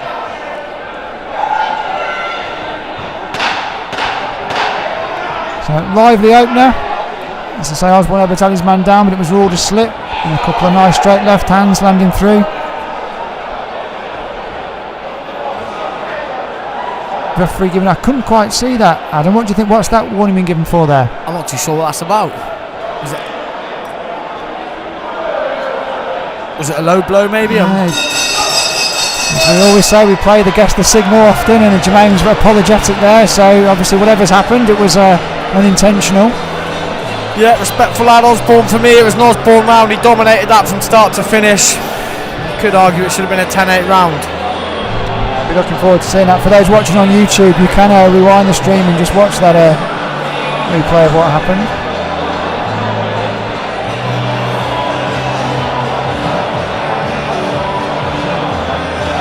So second round of this one headed up, scheduled for 4. As I say, Jermaine's fans, there's plenty of them in attendance, all stood around the sides.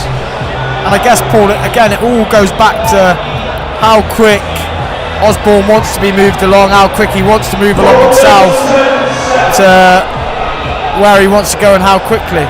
They always say it's the magic 10 figure, I think. It's how quickly or how smartly fighters can get to 10 fights. And that's when those opportunities really do open up if you have kept that flush record. I know for yourself it was slightly less, but having a more extensive amateur background. But for these guys, that's got to be what they've got to try and get to in the first couple of years. Yeah, I 100% agree with you. If you can get to the 10-0, it will definitely bring opportunities for big titles. And talking of title fights, we've got Tyler Denny to the right of us, who he'll be soon taking on River Wilson Bent in his rematch for the English title. So it's good to see Tyler Denny here supporting his. Great to see Tyler in this evening with his family in tow. As I say, Adam, that big opportunity again. let's face it, he won that first fight. He should have won that first fight. It was took away from him, but I'm sure he won't let that happen again next time. Yeah, listen, I speak to both lads, both good lads, but obviously I've been in the gym with Tyler before, and I backed him heavily at the bookies to win, and I was pretty upset when what happened. I couldn't believe it. Osborne on fire here. When he comes forward and applies pressure and he's aggressive. Yeah, he's got that power and it's cleaner work. That's the big thing, the big improvement I've seen from him from his earliest fights. There's so much more refined to what he was doing. His work is much more refined. It's wild shots there from Petra. There's very little getting through. And Osborne just managed to get himself swung off the ropes, give himself some space. And do you know, Paul, it's going to be opportunities like that when he has got an opponent who's rushing at him, throwing the kitchen sink at him essentially, but not with a lot of danger, that he can, learn from this and work on timing those counters, because he gets so square on, doesn't he? And Edwards has got that opportunity when he's squared on. He's such a big target. 100%.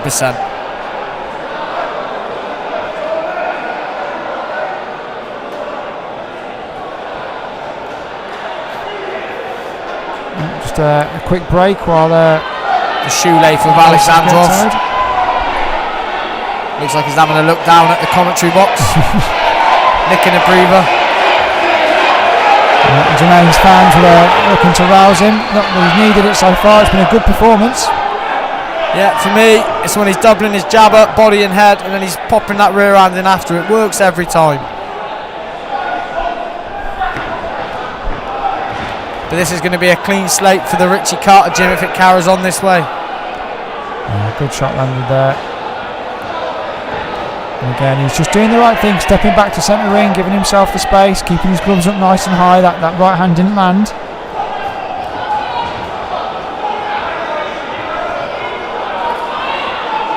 And one area that I know he is working on, he hasn't worked on it, is that fighting inside.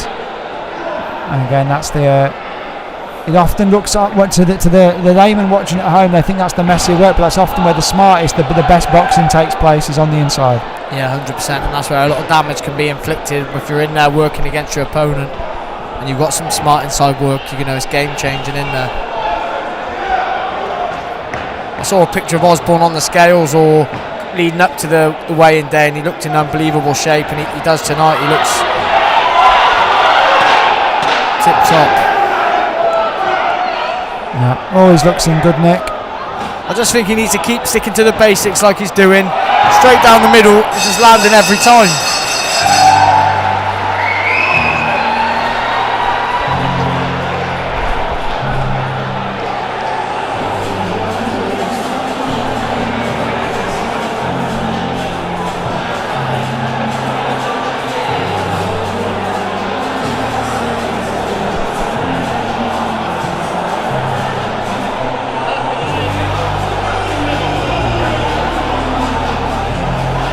Round 3 coming up. Osborne, Richie Carter. There'll be a happy corner over there. Andy Owen as well. For me, he hasn't really made a mistake tonight. Just got to keep doing it. Stick doing the basics.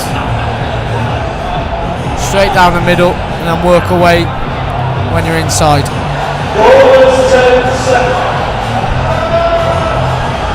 He's taking a nice extra long breather, using every use of his seconds as we head to the third round of this one. But Paul, it's difficult. He's got a lot of support, and you've got to try and not play up to the crowd, listen to your corner.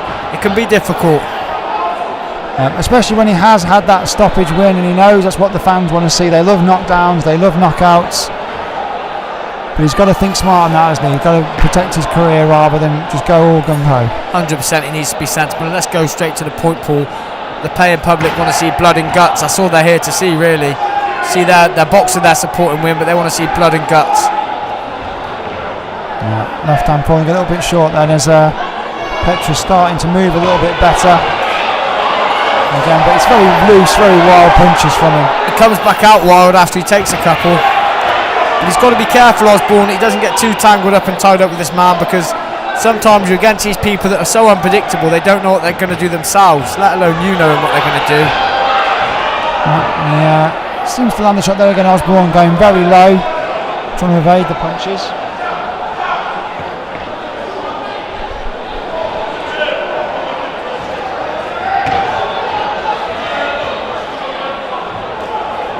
Again, right hands up well on the gloves there from Jermaine. Good defensive work. And lands a nice left hand in return.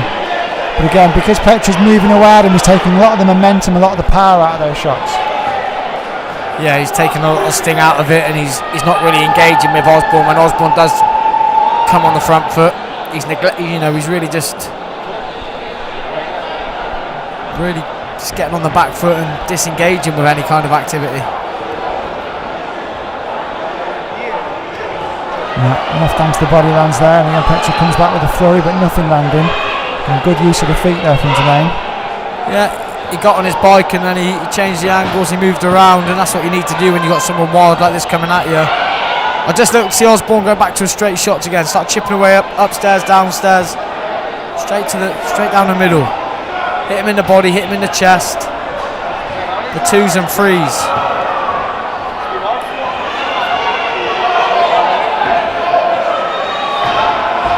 Again, going back to that single shots, as you say, and Petra's managed to move out the way of those. You almost want to see him use his physicality a little bit now, don't you? Use that size and strength advantage. Yeah, he looks like the more physically stronger and imposing character, Osborne. Like you said, we want to see him use it. But there you go, lovely rear hand again. Yep, straight left down the pipe. Good shot there from Edwards. You look at all of the Wolverhampton boys, they're all such well-schooled lads. They do the basics very, very well. And again the left hand to the body. That second one a little bit low. And that's what he's got to do, that's the right thing, Petra had his feet all over the place. Don't wait for the referee, just keep throwing. Just keep punching. Osborne round again for me, but it's a competitive fight. Alexandrov, he's not here just to make the numbers up, he's giving Osborne something to think about, and that's what he needs at this stage of his career. I mean, especially Paul, with this boxer tournament that's now, really popular. Lads who are 3-0, 2-0, 4-0, 5-0, they're going to get opportunities to go on this tournament if they want to. Yeah, and potentially earn big money. Life-changing money, £40,000, that's a house deposit, that's life-changing cash.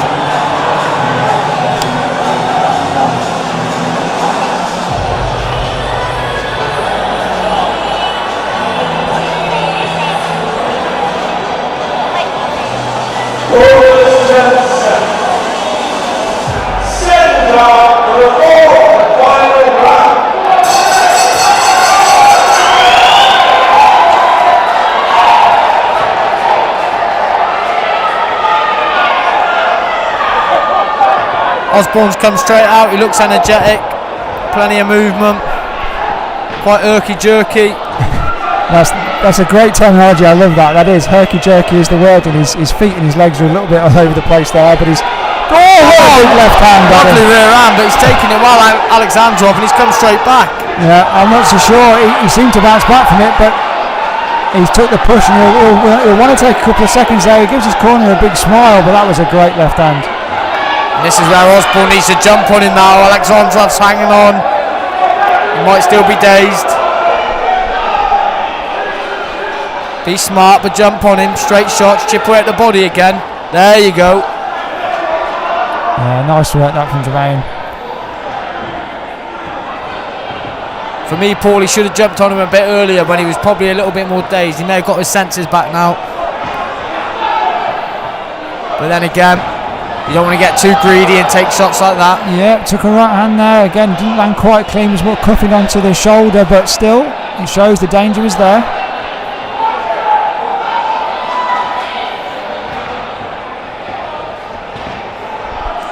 As I say, he's an exciting style. And that left hand, it's slipping low. It looks like it's going low, but it's more, I think Petrov kind of standing into the shots, isn't it? And it's quite elusive, Petrov, at times. Yeah, and moves his head well, doesn't he?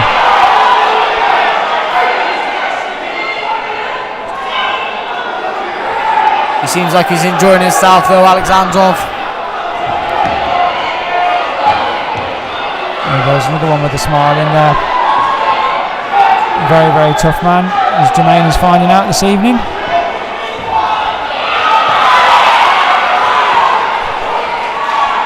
Just looking to time up, kill a few seconds out the fight.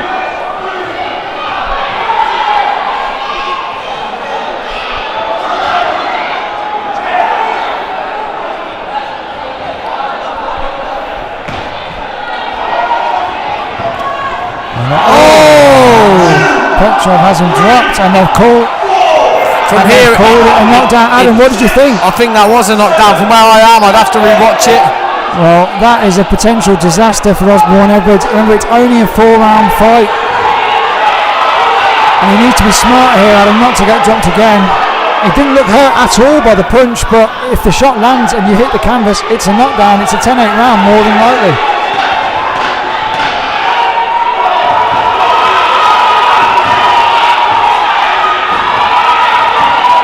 Wow, what a fight this has turned out to be, Paul. Well, I'm going 38-37 Osborne. What a fight. But Osborne showed some heart to get up. If it was a genuine, legitimate knockdown, but it did look like that to me from here.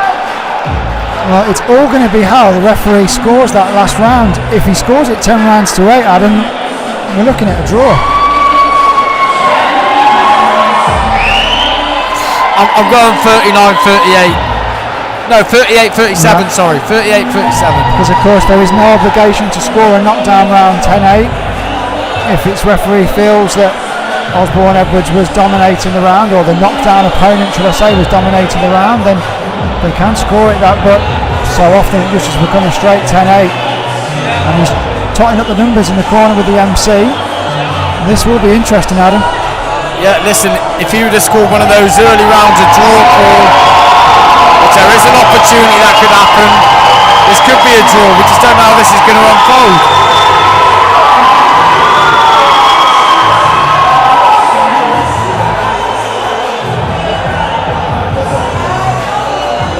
But Paul, these flash knockdowns do happen, you know.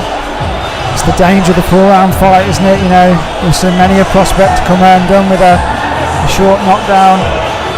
Let's wait and see.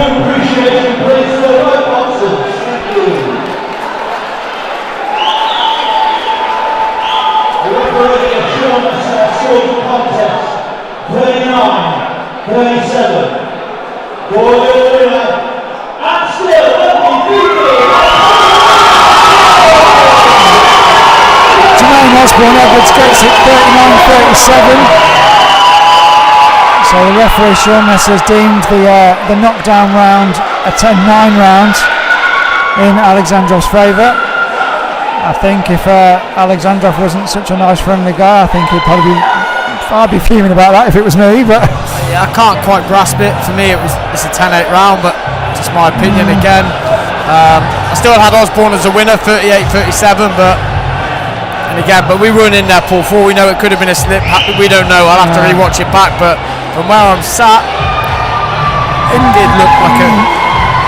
Yeah, I'm thinking the same. A few kind of puzzled looks around, but it's one of those. Again, it was what it was. Again, that's the second week in a row that Alexandrov's given a BCB fighter plenty of challenges, plenty of something to think about. And we'll look forward to having him back on another show. Yeah, well, he's been up against two good opponents in Malvin and Osborne, and you know he's given them good rounds and good learning opportunities.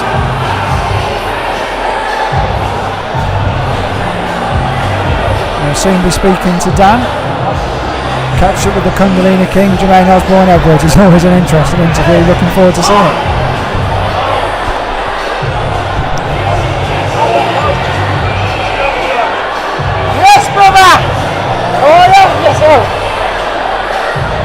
Jermaine, congratulations. How do you feel? Amazing. I feel like God. In terms of your performance tonight, a different type of performance against a different type of opponent. Yeah, man, he was getting, but you know, I got the rounds done and I won. He didn't knock me down, I slipped because of my feet, because of my southpaw in it. You get a bit tangled, things that I need to work on. But yo, I'm a beginner, so for a fight, yo, I'm ready for it all. Let's go. In terms of the opponents you have fought, though, you've fought four very different opponents. So, like you say, you're a learner in the pro game, and the fights that you're getting are learning fights. Yeah, but to be honest, the fights are getting harder, but I'm trying harder. I'm the governor's child, Richie Carter's. I train every day, it's my life. I don't work no more, 24-hour boxing, so I put the work in, so that's what you see in the ring. So in terms of when you go back and you study your performance, what are the positives that you'll take? What are the things that you want to work on? Well, I'm going to watch it back because I know I'm always lazy on my jab. And once I start flipping that jab out, it's a problem for people, but Like I said, I'm learning. I didn't have much amateurs like everyone else. I had 9 amateurs. You know, I'm in the program. I'm ready to work. So I want to thank all my sponsors. Thank everybody that come and supported. I want to thank the universe. I want to thank the Most High, my ancestors and my spirit guide. Okobashakaina, Rakashana, Gunaya. And I just want to say a shout out to my mate, my brother Kieran Witter. We done an intermediate fast. We didn't need no nutrition. We didn't need no dietary. Straight God mode. Ancestors are with me, and we did it fasting 18 hours a day. You look well on it. I think I might need to do it. Yeah, in terms of that opponent, he was one that was game, and like you say, he wanted to come and have a fight with you, which sometimes is a harder opponent in the early stage of your program, because I know that you're a fighter in your heart as well. So when that guy's out there and he's coming for you, to keep your composure, is that what you're going to take from tonight? Yeah, that's what's more harder, because when they're coming in the game, you always immediately you think you've got to go with him, but you don't, because that's why sometimes you make the mistake. So I stick to what my coach says, stay disciplined and stay focused, and that's what I did. Jermaine, another positive performance in a different way this evening. Congratulations and well done. Thank you. I just want to say I'm happy now because I get to lay my nan. Yeah, she just died not too long ago, my last fight. Now I'm happy, I'm focused. She's in heaven with the Most High. I just want to say rest in peace, Nanny. I know you're with me today because I've seen you feather. Yeah, and I love you loads. God bless. Lovely words, Jermaine. Well done this evening. You. Yeah. Thanks, guys. Back to you, Paul and Adam.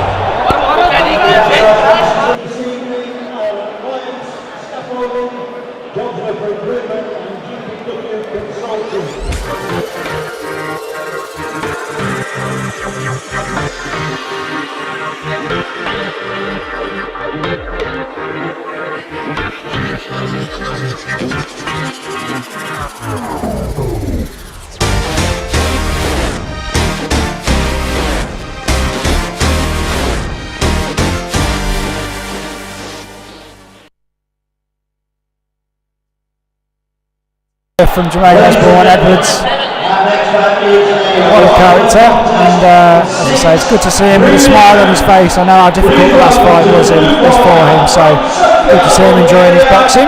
Yeah, he's a huge personality, and it's great to have him on shows like this, you know, interacting with the support back home who are watching.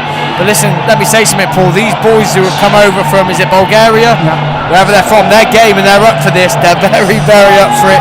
You see him talking, really geeing each other up, and you know, let's see how this fight goes. But Conor Walker's a serious operator, and if this guy's got some ambition, this could you know, unravel pretty quickly. Yeah, as I say, they take such interesting paths, a lot of these guys, particularly the ones that fight out of Eastern Europe, where they're fighting in really behind closed door shows, really picking up wins, building a record. They're travelling to the UK, they're thrown in the deep end, but so often they put on strong performances and take the money, fly back home. And you know what, Paul? If these lads fancy it and they're up for it, they can cause people problems. I'm not saying they're going to cause Conor Walker a problem, but they're going to give an entertaining fight and a good account of themselves if they do come up for it. Yeah.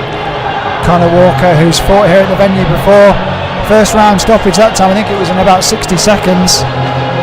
Good to see him back out after his unsuccessful shot at championship level, but he gave it a good go, and this is about recuperating from now, getting a win and getting back in that title mix. Yeah, I mean, listen, if Conor Walker can get himself down to 10 stone and be effective at 10 stone, because that's the difference, Paul, sorry. If you're effective at the weight, Paul, he can be very dangerous, but you know, it can sometimes take a little bit too much out of you boiling down to make that weight. For me, he was a big enough welterweight. Be interested to see what path they choose to take, and also what opportunities arise, because that's what it's all about, is what comes your way. But he's got plenty of support in here this evening. Again, part of a very, very competent stable, and Richie Gent, former pro himself, and done great things with Danny Ball. And again, Josh Stokes looks to be a fighter who's rejuvenated under Richie Gent. I always think it's a sign of my age when I'm seeing fighters that I used to watch and see turning over as trainers and coaches now. Beginning to feel the same as you there, Paul.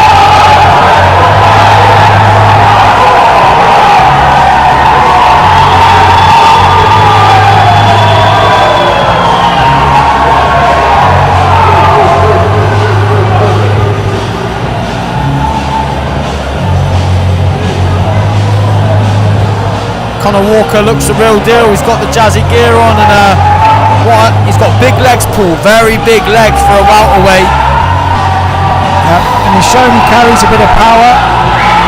So Conor Walker was a decent amateur, you know. I think he boxed from Merrydale, if I'm correct. I might be wrong, but I think he only lost 1 or 2. Did he even lose? He didn't lose many. And he quickly turned over, and he's progressed well. And I'm sure he won a national novice title, Class Bs, I'm sure. This is a welterweight contest of 6 3-minute rounds. This one, our first 6-rounder of the evening. As I say, it's our chief support before the big one, Kirstie Bavington, Timea Belik for that European Welterweight Title. Markov, plenty of experience, the Bulgarian in the away corner. And in the red corner, wearing the white shorts, weighing in at 10 stone, 5 pound 4 ounces. Here's the There's some support Conor Walker's got here today.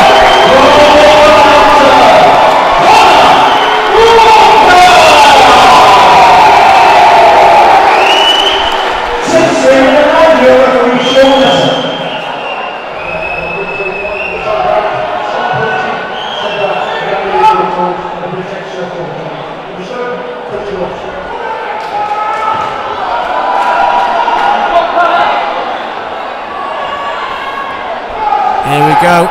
The Bulgarian boys look like they're up for this. We've got Osborne, Jermaine Osborne's opponent, still out here with his towel wrapped round his neck, supporting his gym mate by the looks of it. Yep, they've all travelled over together. And I think Markov's got every intention of giving this one a go, but he's in with a very good operator in Conor Walker.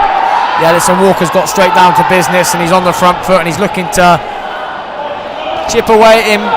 Very early doors, he's gone straight to the body, and it looks like he's trying to break him down, Paul, to me.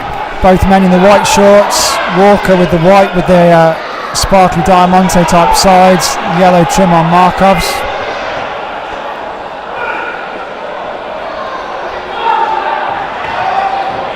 An early warning for holding there from referee Sean Messer.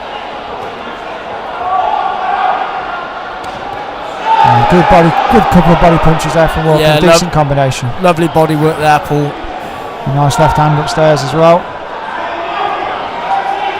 He looks very heavy-handed at the weight, Conor Walker, but theoretically this is still welterweight for me, Paul. Championship weight, but 10-5 day before. He looks a beast. He looks strong. Yeah. Very competent boxer. Certainly a strong fighter, and again off to a nice quick start, getting into his rhythm.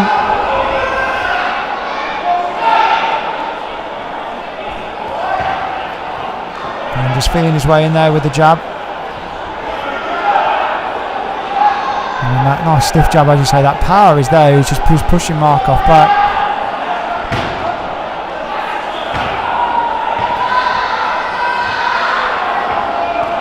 And a couple of left hooks to the body. Right hand up top, just misses. And a lovely bit of head movement to exit after, Paul. Yeah, smart work there from Walker. But Markov coming with a bit of ambition. He's not just tucking up, but a lovely left hook in it. Yeah, he walked onto one there, and again a nice couple of combination of punches there from Walker. Maybe Markov defended well, has to be said. He has, but maybe Walker sees something we haven't, Paul, because he's still stayed on him. Yeah, Clifford shot upstairs. That's a low shot there from Markov. He gets the warning from Sean Messer.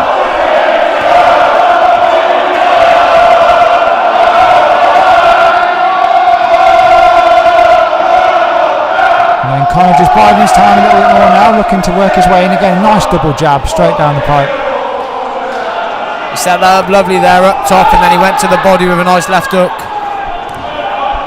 Markov going wild there with the lead uppercut.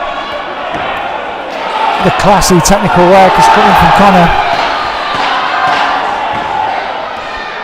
And a nice jab straight through the middle. Just mixes those shots so nicely, doesn't he? You know, you never know what's going to be the next punch coming. He's got a great variation of punches there, Paul. He's just going head, body, mixing everything up, and he's a great first round for Conor Walker. I think the team will be happy with that performance.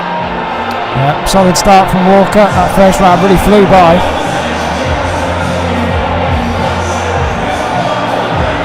As I say, I don't know why they bothered putting seats in the venue. Everyone is standing.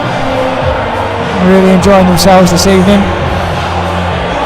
And BCB have brought a European title back for a main event, Paul. You don't hear that very often, but for small hall boxing to have a European title is massive.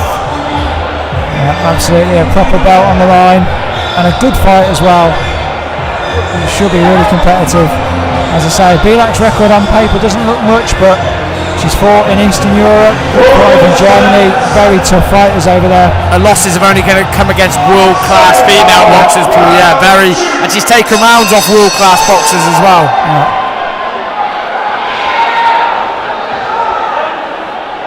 Markov come out straight away into round 2 with a solid jab of his own. But for me, Paul, it's how much ambition will he have left by the end of the round, because Conor Walker's back on the front foot and he'll be looking to push Markov back. Yeah, Walker hasn't quite set himself in the same quick start as he did in round 1, but just feeling his way into this one, keeping his guard a little bit tighter.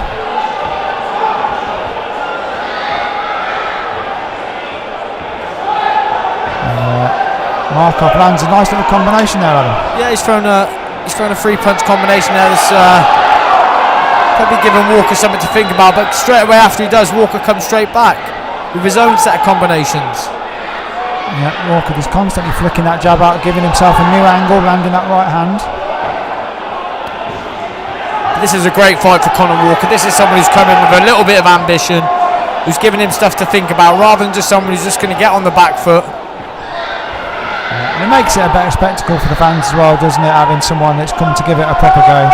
It sounds so obvious, but that isn't always the case with some guys in the away corner. Yeah, the fans want to see Conor. Whoa, has a nice left hook to the body.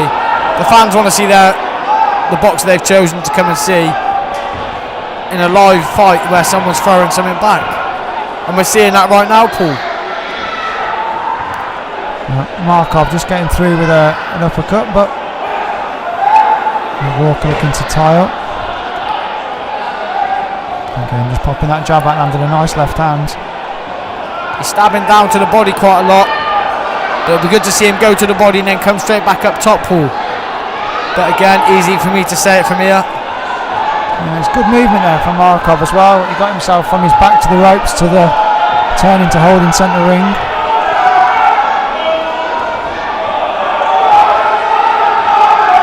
Walker looking to just push off, give himself a bit of distance. He gets a warning, but he'll be allowed 1 or 2 of those.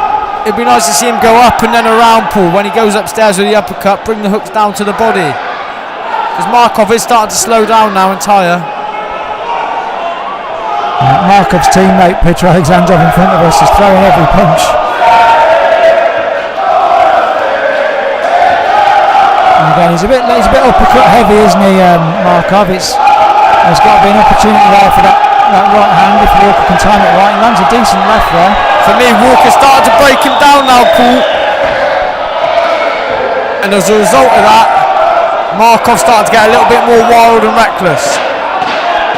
But that's where opportunities will present themselves, I think. Nice straight right hand to the body there from Walker. An uppercut on the left of the body just above the belt line. Right hand just cuffs over the top. Another good walk around. Yeah, good round by Walker, and Markov's come back to the ring quite slowly for me.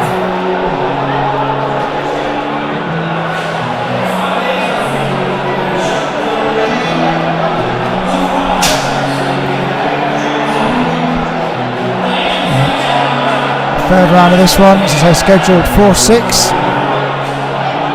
I'm going to put this out there, Paul. I can't see this one going 6 rounds. I think Walker could break him down and stop him from round 5 or 6. I think we could see a stoppage. Yeah, that'll be the icing on the cake for Walker. I think tonight for him was always about getting the win, getting himself back with a W on his record, but it would be great to see him get a stoppage.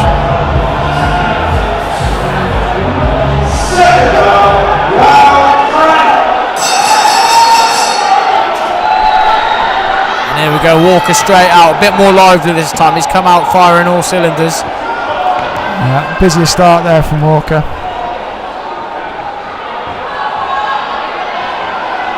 And what I like about Walker, they go up and down in levels. They stab the body, then they come upstairs again, and they really mix it up. A good left uppercut got through there.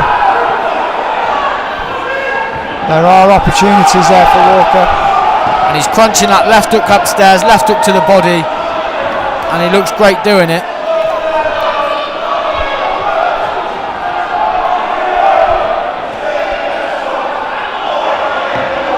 Again, slightly more untidy work there from Walker. I think he's, if anything, maybe crowding himself a bit, Paul. Some fighters are a bit guilty of that sometimes. Referee gives him a warning there for pushing off. I mean, Floyd Mayweather managed to make a 25-year and $1 billion career out of doing that, but Sean Messer's not having any of it. He's put a stop to that one, Paul. But maybe Walker just give himself a bit of space and then let us, he's got a bit more room to get some more leverage on his shots. Yeah, that's also what he's looking to do, give himself a better angle, and he's, as I say, he's centimetres away with these punches. He's not missing by much, but another good left hand downstairs. Yeah, he's starting to chip away now at Markov, and Markov real slow because he's on the back foot, doing a lot of moving, using a lot of energy. Markov sort of looking to beckon him on there a little bit, but takes a couple of good shots. Walker snaps Markov's head back with a big right hand. The ropes flung him back. He took the punch well, that has to be said. Another good right hand getting through. Walker's really whipping this left hook in. It just obviously hasn't found a sweet spot yet. But Markov's starting to slow, and he's starting to chip away now. He's almost doing a Golovkin style chop onto the top of his head. That's exactly what it reminded of, that left hook, which took down, I can't remember the Mexican fighter's name. Rubio. That was it, Marco Antonio Rubio. And again that left hand, right hand over the top. This is good work from Walker, really forcing the pace.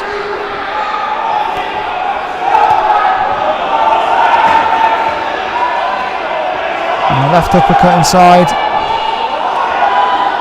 Right hand just missing, but again he's got Markov on the back foot now.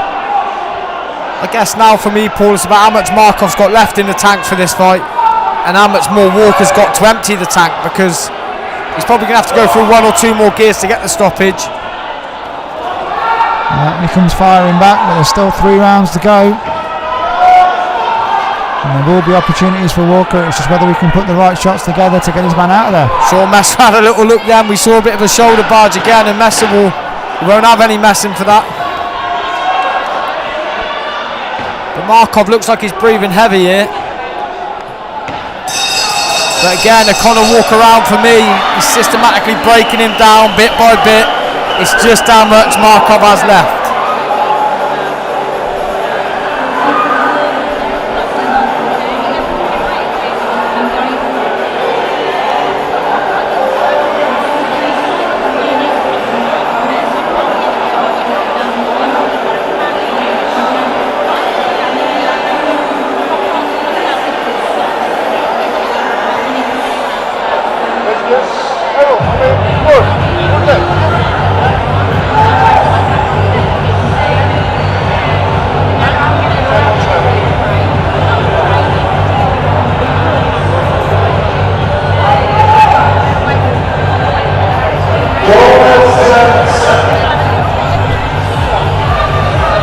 Big thank you to security who are working tirelessly to ensure that we can still see the ring, Adam.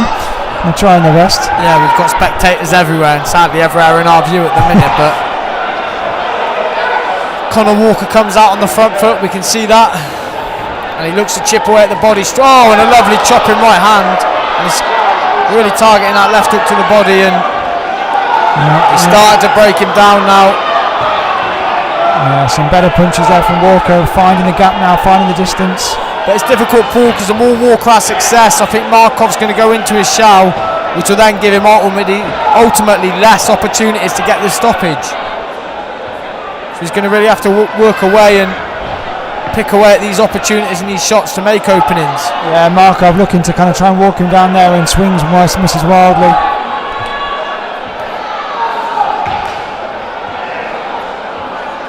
He's still firing a jab out.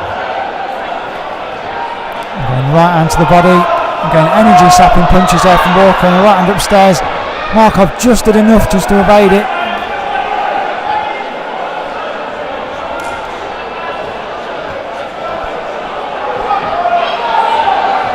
Again, Walker switching it up a little bit now with a real nice quick flurry of punches. It's good work inside from Walker. Again, switches down to the body.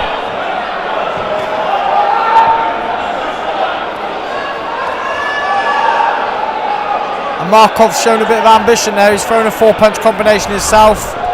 Yeah, took a bit of a deep breath on that one as a left hook to the body landed, but he is so tough, so durable.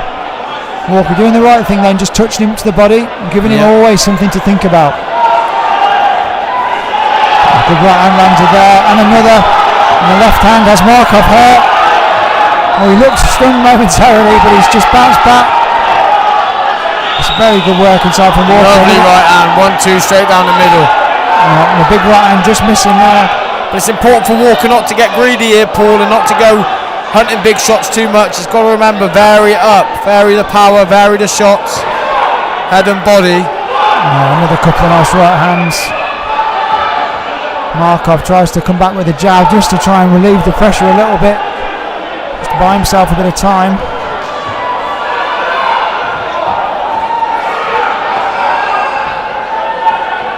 And to say, decent footwork the Bulgarian. He is managing to turn himself when he's got his backs against the rope. He is managing to turn his way out and lands a couple of decent punches in return. But yeah, listen, Paul, he's come here with ambition today because he's come here and he's come out in spurts and he's had a go at Conor Walker, but reality is he's just not good enough to beat him, and it's in whatever style now he's going to lose.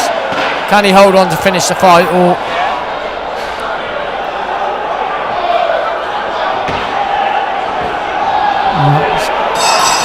scrappy work to the round. A big round that for Conor Walker. And Markov looks like he's gasping for air's the wrong word, Paul, but he is breathing heavy. But this will be taking a lot out of both fighters because it's quite a high pace. It's quite physical. Yeah, very physical, very energy sapping fight for both men. Ladies and gentlemen, please take your seats. Take your seats or watching right there. MC asking the crowd to take their seats, and me and Adam fully wholeheartedly endorse that message. Yeah, there's rules and regulations and safety procedures that need to be met.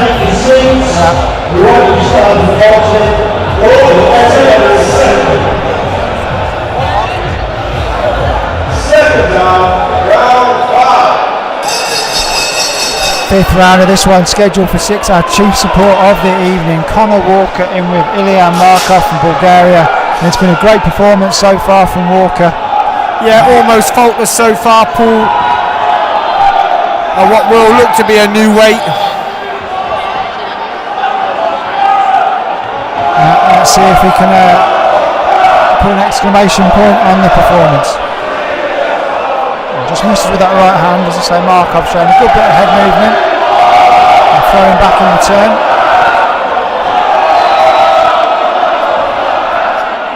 Markov keeping busy, just plodding his jab hand out, just keeping Walker thinking.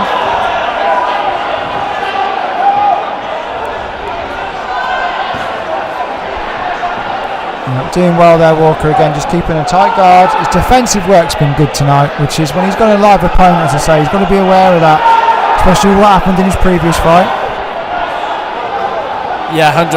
It's important that he is being focusing on his defence and not being reckless in there of a lesser opponent as such. Yeah. Nice left hook to the body, but Markov tucked his elbows in well.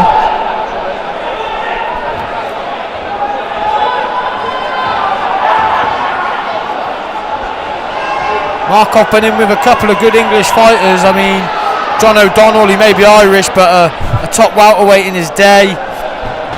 He's been in with Ryan Kelly, who stopped him in the 5th round actually, so that's a good measuring stick. I think I was there for that one.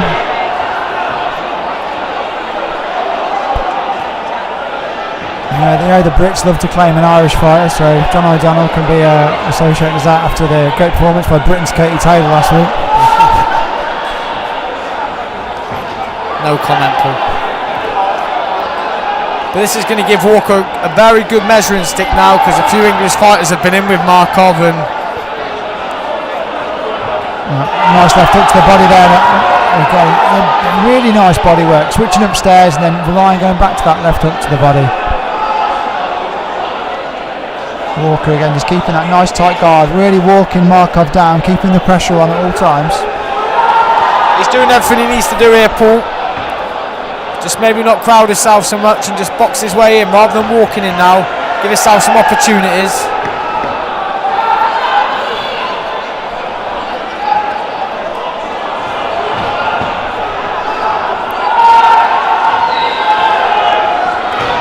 But it was only 5 weeks ago he boxed Conor Parker as well, another top fighter from BCB. Markov, so he's been in with some good English names, good British names I should say. Yeah, and you can see why he keeps getting the call, because he has really brought it tonight, but Walker's got to be 5 rounds up. Yeah. Just seen another Brit on the record, it is BCB's very own Nathan Heaney, stopped him in the 3rd round. We've seen plenty of him over here in this part of the world. You see Nathan Heaney as well going great guns. Hoping he gets that British title fight, that's what I want for him, but I'd be interested to see what Frank Warren and his team have in mind. But British title fight, the Bet365 has to be the ambition, that's what I want to see. Well, I'm going to ask you, Paul, surely would it not be more feasible to go down the IBO route and get an IBO world title fight at the Bet365? And I'm not trying to, Heaney's a great fighter, but would it not be more sensible to go down the IBO route, because the British titles at middleweight, they're dangerous opponents. It is tough, and it has to be said that the IBO has really grown a bit of traction the last few years, with some better fighters taking on the belts, and obviously Manny Pacquiao and Vladimir Klitschko held the IBO belts for a while. Golovkin, as you say. AJ. So it has gained a bit more traction, and there would be an option there. I'm going to say this, Paul, I see it as a legitimate world title, albeit I think there's only 5, there's a load of other mad world titles. I see it as a legitimate world title, albeit the lowest down in the rankings, but it's still a legitimate world title for me. So surely Heaney should be looking for a world title shot at the Bet365. That's just my opinion, Paul. Yeah, looking forward to seeing him back out, and as someone that lives in Stoke, it'll be nice to not have to drive an hour to a show. Yeah, I can imagine. Back to the action in the ring. 6th round of this one, final round. Conor Walker dominant throughout, but he's in with a live opponent, and he's been given something to think about at times. Yeah, he has. He's been given some questions, Paul, but I think he's answered them all correctly, and he's done what he's had to do to move forward now. And he'll be looking to maybe have another one a bit closer to 10 stone, but he'll be looking for titles soon enough.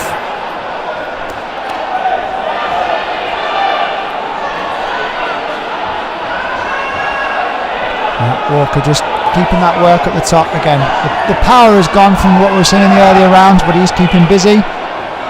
Markov throwing some fairly wild punches, and Walker doing his best to evade them.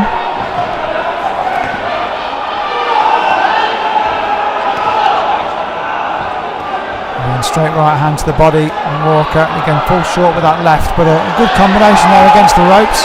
Yeah, he's throwing a great selection of shots here, Paul. Could be looking for the finish here, but Markov comes back with an answer. Markov's chin's held up so far, and a good left hand again.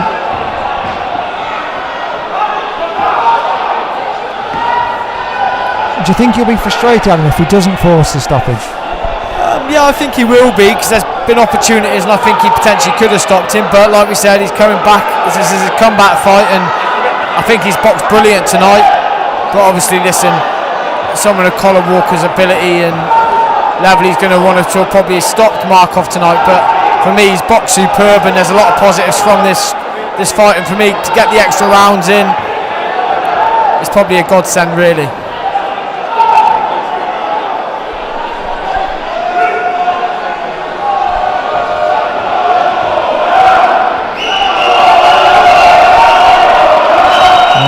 Final seconds, this one eking away.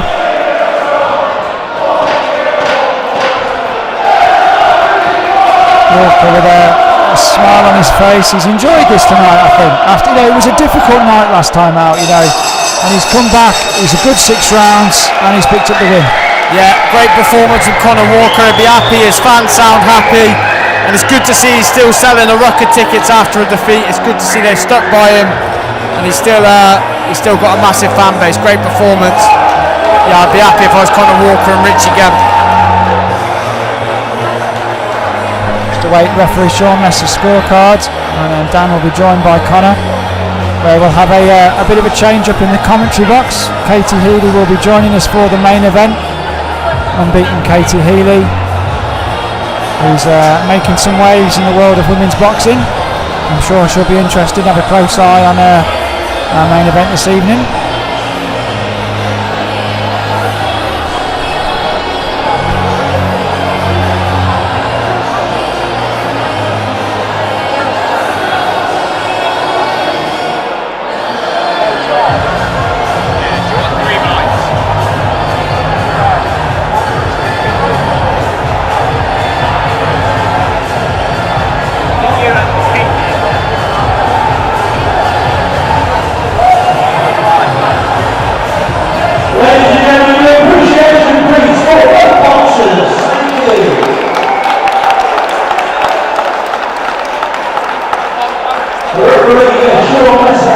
Scored contest of 60-54.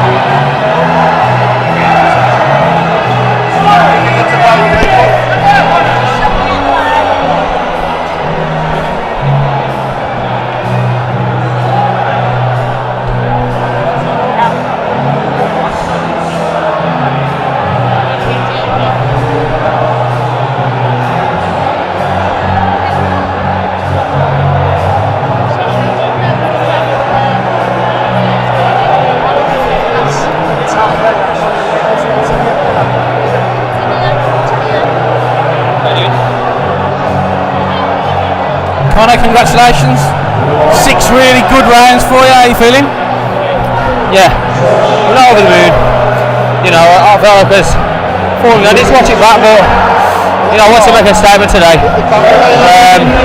But I won every round. I didn't get caught as many times as I usually do, but yeah, listen, first time at the weight. Yeah, I mean, I won. That's it. That's all I can say. I think you've been a little bit harsh on yourself. Like you say, first time on the weight, and there was a number of times where it looked like you got him out of there. Yeah, that's it. And then I just rushed my work a bit instead of taking my time and just picking the right shots and putting 3s and 4s together like we've been working on. He took it well, and yeah, he took some good shots. Yeah. In terms of that first time at the weight and getting to that weight, how did you find it? Yeah, no, I made the weight fine. There's nothing wrong with the weight. I should have always been at the super light. It's just me being a bit too proud because I've never really been pushed back by any weight, and I felt like I was happy enough making the weight, and I just thought both out at scrums, no point, but I've got no advantage at welterweight. I've got more advantage at lightweight because I'll be the big one in the ring rather than the small one. So that's just the start. We'll be back and chasing them number 10, top 10. And in the next few days, you'll probably look at it and think, although you're wanting to make that statement and get him out of there, the first time at super lightweight, what you don't want to do is just go swimming around, think this is easy, and not get those rounds under your belt. Of course, yeah. That's it. I was joking about it earlier with mates. When people say they wanted to get in, they get the rounds out. You don't. It's that's nonsense. You want to get in there and blast them out, but it doesn't always work. So yeah, we gotta watch it back, and then obviously go from there. But go back to the pad, keep learning. That's what it's all about. Connor, well done tonight. Thanks, guys. Ladies and gentlemen, it's time for our main event of the evening. This is the EBU European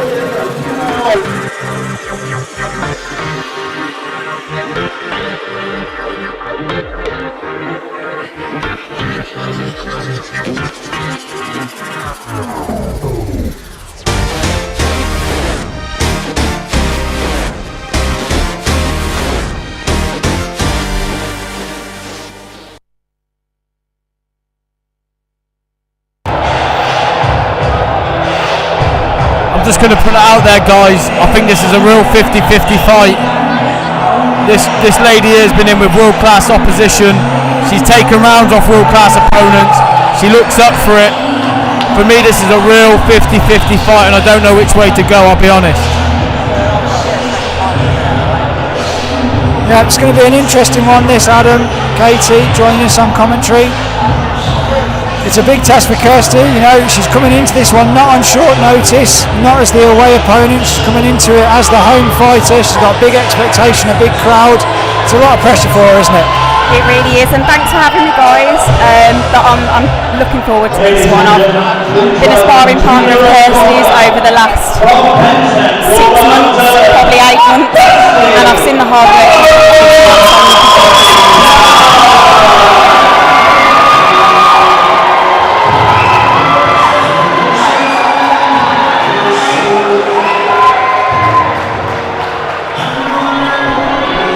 I think it's a great opportunity for Bavington. I mean, a win here tonight will put her in, it's got to put her in one fight away or next fight world title, so it's a huge opportunity. But for both ladies, this just doesn't fall for Bavington, it also feels for Belik. And like I keep saying, I want to emphasise, she's been in with world-class opposition. She's taken rounds off world-class fighters. For me, you've got to go with the experience.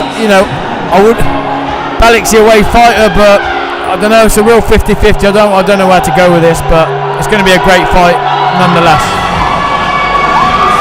It's great to see the coverage that Kirstie's got as well. It's our Midlands Today feature this week. BBC Sport taking an interest and an eye in the fight. She's got a great story, a full-time teacher, ex-professional footballer, Wolverhampton and Crystal Palace, just a sportswoman through and through. And tonight she gets a big opportunity in front of a hometown crowd. For those watching at home, championship level, so we're talking 10 2-minute rounds. Slightly shorter rounds in the women's game, but they do fly by. We have the national anthems as it is a European title fight.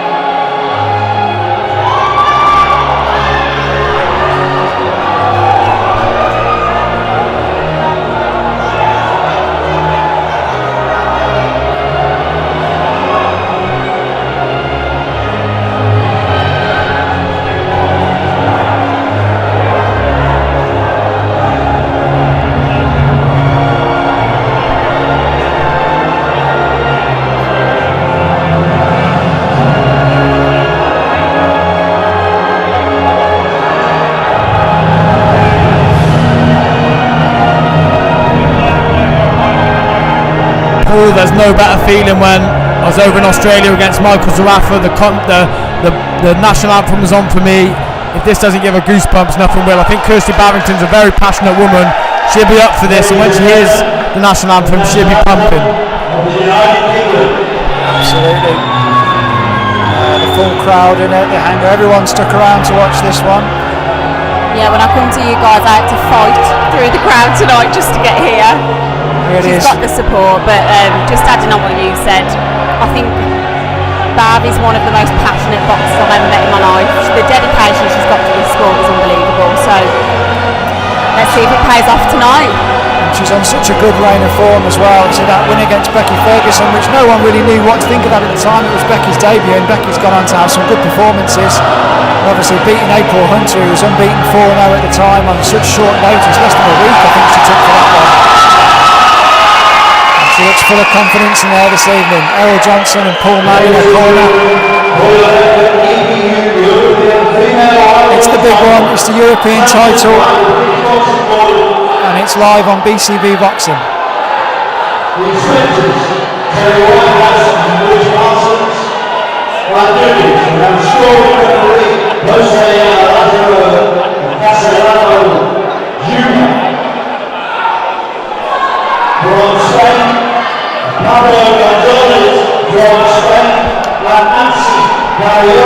It's just not great for female boxing, Paul.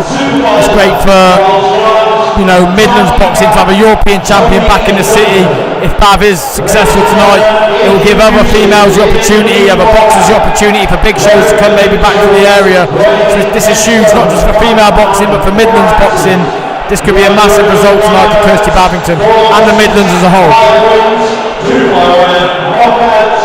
As I say, at the end of a huge week for the women's game, after the huge fight over in New York, Katie Taylor defeating Amanda Serrano. As I say, I've been coming to boxing shows doing this for a number of years, and in the first 10 years you never saw a female fight, and now it's just part of it, it's part of the show.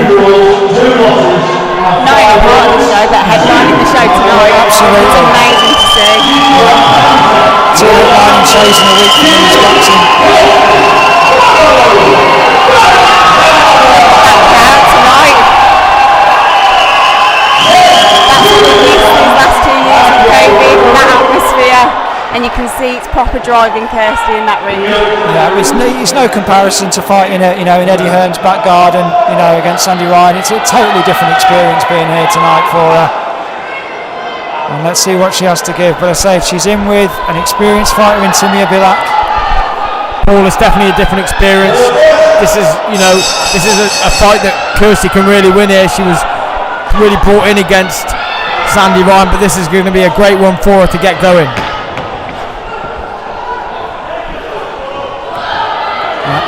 Bavington, blue top, white shorts. Belik, black top, pink shorts. And Bavington looks to get straight to it. Holding centre ring. Again, she's got to be careful not to be chasing Belik round the ring. Got to be taking her chances and closing down the distance where she can. Belik tying her up. As I say, 3 judges scoring this one.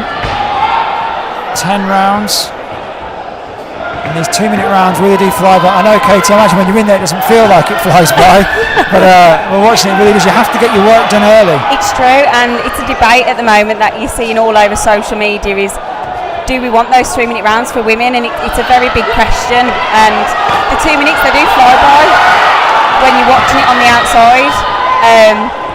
But for me, I think we see a lot more explosive work from females because they've got such a short period of time to show what they can do. 3-minute rounds, would we see more stoppages? It's questionable, but we definitely see that explosiveness which we're seeing right now with Bav on the front foot. Yeah, great work there from Bavington. A couple of good right hands pushing her pushing forward. And she's been working on this as well over that fight camp. She's very, very strong on that front foot. Yeah, Belik struggling to kind of tie up there, getting herself caught very square on. Yeah, Bavington round for me at the minute. She's pressing the action and Belik not really coming back with a lot. The occasional shot, but Bavington will then smother her and then get her own work off. So for me, it's a bad round at the minute. Just doing the better, more aggressive work and landing the cleaner shots as we speak. Yeah, it's been fairly relentless so far from Bavington. And good opener. Yeah, very good opener for Bav. I'm quite intrigued with Belik at the moment. She's covering well, but I'm wanting to see a little bit more, and we've got the rounds for it. Are we going to see that through the rounds? We'll see. Has Bav got the engine? That's the question that we're asking at the minute. Yeah, it's a distance that she's not done before, not as a pro certainly anyway. Well, Paul, the question I'm actually going to ask is to Katie here. You said about the 2 and 3 minute rounds. I'm going to ask you as a female boxer, what would you prefer, 2 or 3 minute rounds? This is going to be quite a vague answer from me, and I've gave it in interviews before. I'm kind of on the fence with it, to be honest, and it relates to my answer I've just given. I like the 2 minutes because we have to prove ourselves in those 2 minutes. We have to be explosive. That's why these fights are so entertaining. We see so much. But 3 minute rounds, there's been many times I've been in a fight and I've thought, I just wish I had 30 more seconds, just 10 more seconds. I feel like they've gone. So it'll be interesting. I'm happy for it to go either way, to be honest, but we'll see. I think that the science behind why it's 3 minute rounds is a little bit antiquated now and a little bit outdated, but it's just whether they want to keep it that so it feels like the same sport but different because it is fought at such a big pace. I think 12 2-minute rounds is an obvious one for me at world title level. I think there's no reason why that can't be the case.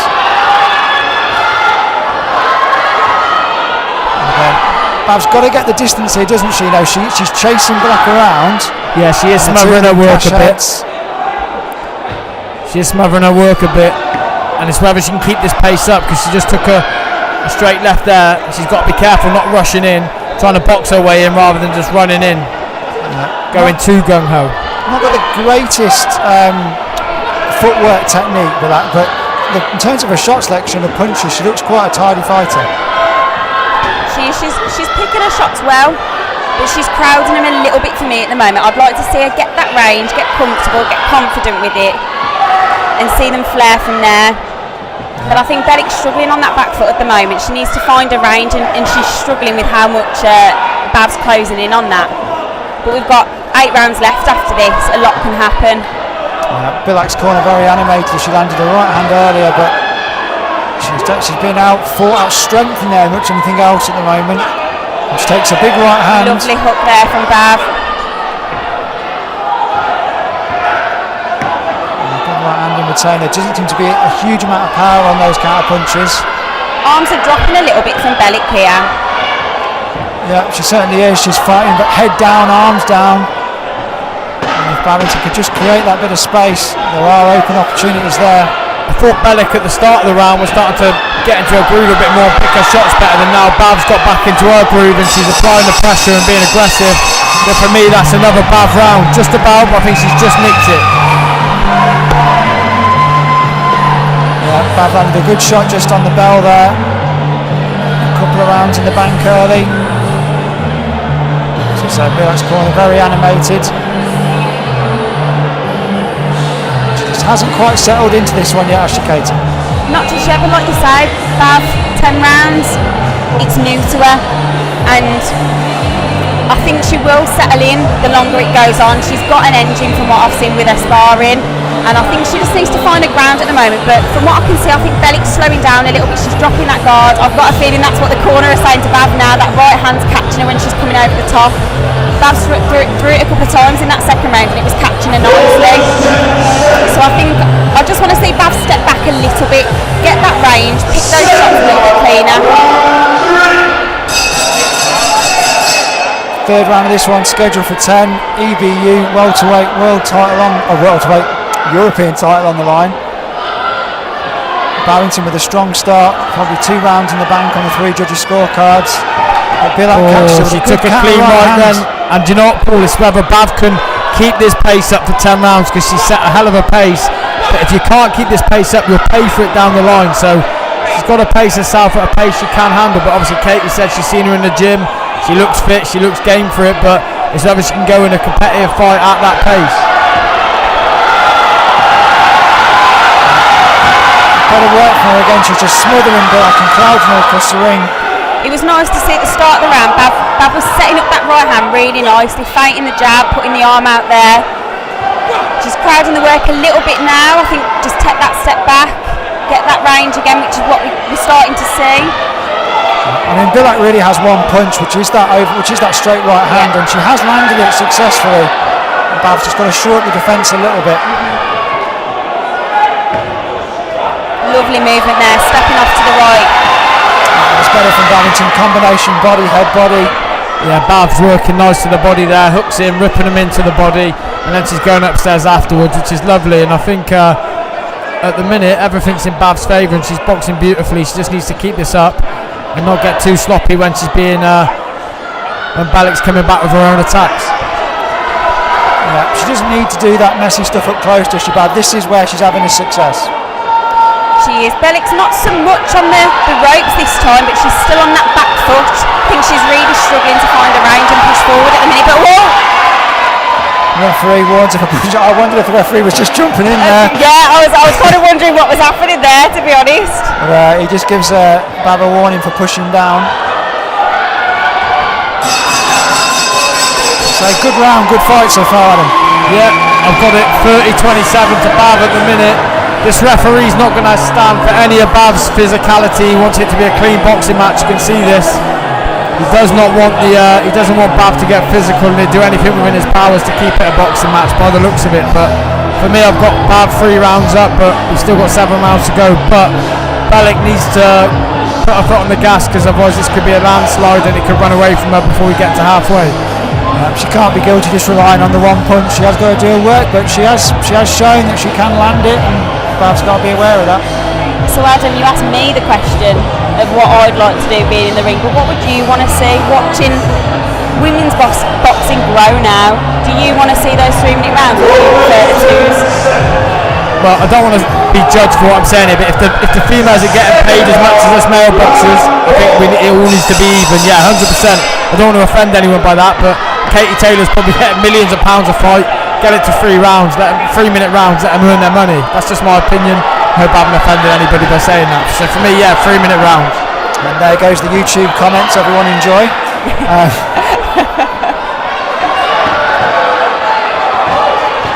We've got Belik pushing forward a little bit now, but Bav caught her lovely then with the left hand. Yeah, referee warning for pushing down, but I don't think she did. I think she just utilised that left hand. Yeah. I think even though Belik's trying to push forward, Bav's too strong here. She's very, very dominant on that front foot. We've seen it again, caught her with that right hand, pushing forward. Belik's starting to look a little bit tired very early on. The referee looks like he's trying to conduct an orchestra, but I'd just like to see Bav slow it down a little bit, not just rushing in, because when she does rush in, she is copping a couple of straight shots. Punch away in, Rob. There we go. Punching away in there. Okay. The referee. No, just rubbing her gloves down, not giving it as a count. Okay, and a good right hand inside. Gets her corner animated again. And going back to the pace of Bav, she's keeping it up in this 4th round. And have we got a count now? The referee rules it a slip. The referee's warning a push or a slip. Not for the first time this evening we've seen that. It's not phased Bav at all, she's still pushing front. Or just caught with the uppercut then, but I've noticed this with Bav, you catch her with one shot and it drives her to come forward. It's almost like it wakes her up, it doesn't it? It really does, and I've done this in sparring with her. I catch her with a shot and you can just see the heart in her, that she's like, I'm going to get you back for that, and we're seeing that tonight for sure. Another good right hand there from Belik to end the round. Yeah, a bit of an exchange here, isn't there? We're seeing a bit of work from Belik there as we come to the last 10 seconds. Yeah, Belik's corner look very happy with their charge. I still can't give any more than a draw for that round, Paul. I think if you're being generous, it's 10-10. If not, Bav again. I think she's just more aggressive. That's the style I prefer.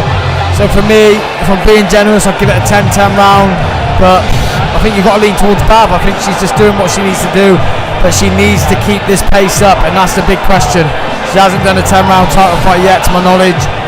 She needs to be able to keep this pace up and keep going. Otherwise, you know, if the gas runs out, that could be a problem. But so far, so good for Bav. Yeah, it's definitely a clash of sort of technique versus strength in this one. I think Belik's actually landing the cleaner, crisper punches, but it's just the overwhelming volume of shots coming from Bavington so far. I imagine that all the judges would have her fairly dominant in this one. Quite intrigued as to how Belik does this round. She looked like she was tiring at the start of the 4th then, but then towards the end she livened up a little bit, so she's going to start pushing forward. We've seen her throwing the jab now. Yeah, she is finishing the rounds well. It's good work again. Still got Bav on the front foot. I'm liking how she's picking this jab. It's not something we've really seen from Bav much before. Yeah, and just creating that space, because that's when she can get the cleaner work in. Both girls trading punches. Very evenly matched. They've got the same sort of reach on them, the same height. So you're right, there is a bit of clash of styles here, and it's who's got that cleaner work, who's going to have that engine. And at the minute, it's Bav for me. Caught her clean with that right hand again. That's working beautifully in this fight for her. Yeah, and the right hands upstairs are only just falling short. Lovely body shots there. It's just overwhelming pressure from Bavington. She's just swarming Belik at the moment. I think you've hit the nail on the head there. I think Belik's she's struggling with that pressure. Bav's throwing a lot of shots and she's quite unsure what to do with it. She's struggling to find that range at the moment. Yeah, it's a good right hand there again from Bavington. Chasing her down. And again, just that right hand just stops her in her tracks a little bit. When that right hand lands, Kirstie has to take a step back. And that's what Belik's got to be looking to do. She's got to be throwing that right hand at every opportunity, and she just tries then, but falls short a little bit.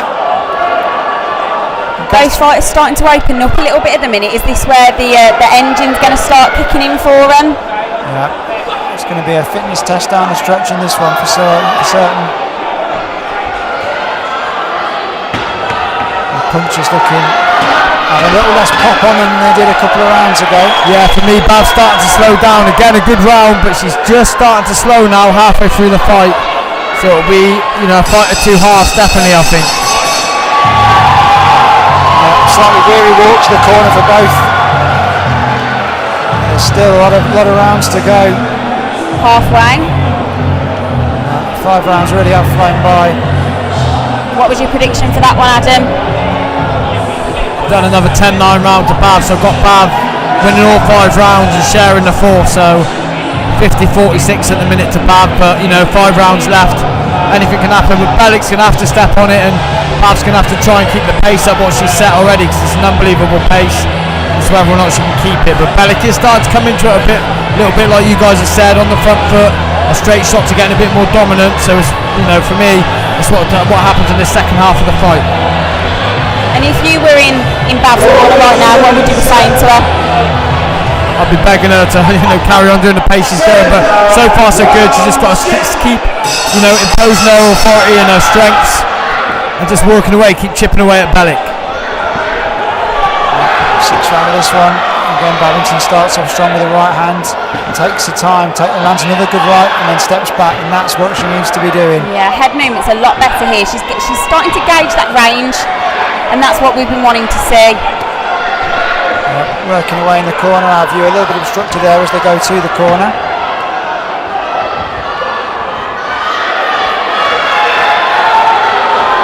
The referee again quite quick to jump in. This referee does not want to see anything physical, and for me it's a load of nonsense, because there was nothing wrong with what Bav did then, so I don't know what the ref's doing. For me, he's really on the side of Belik. I can't understand why he's pulled Bav up on that.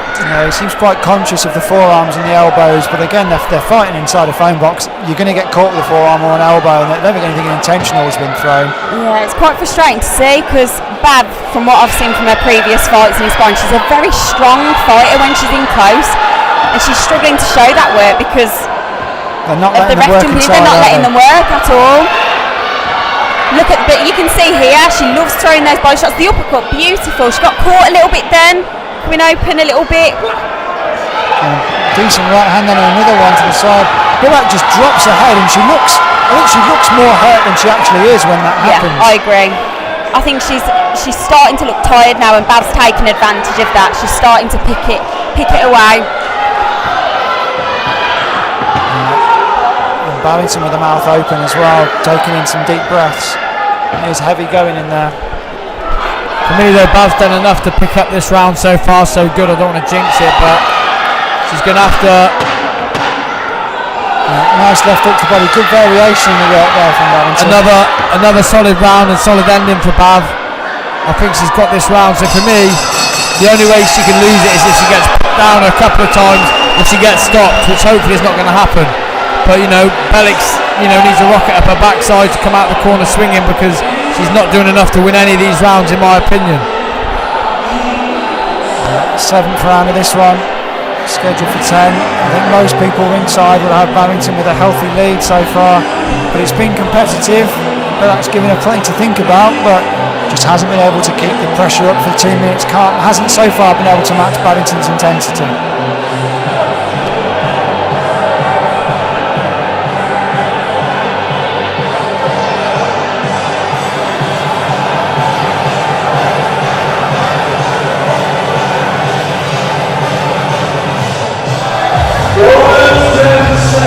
Bav's looking ready to go.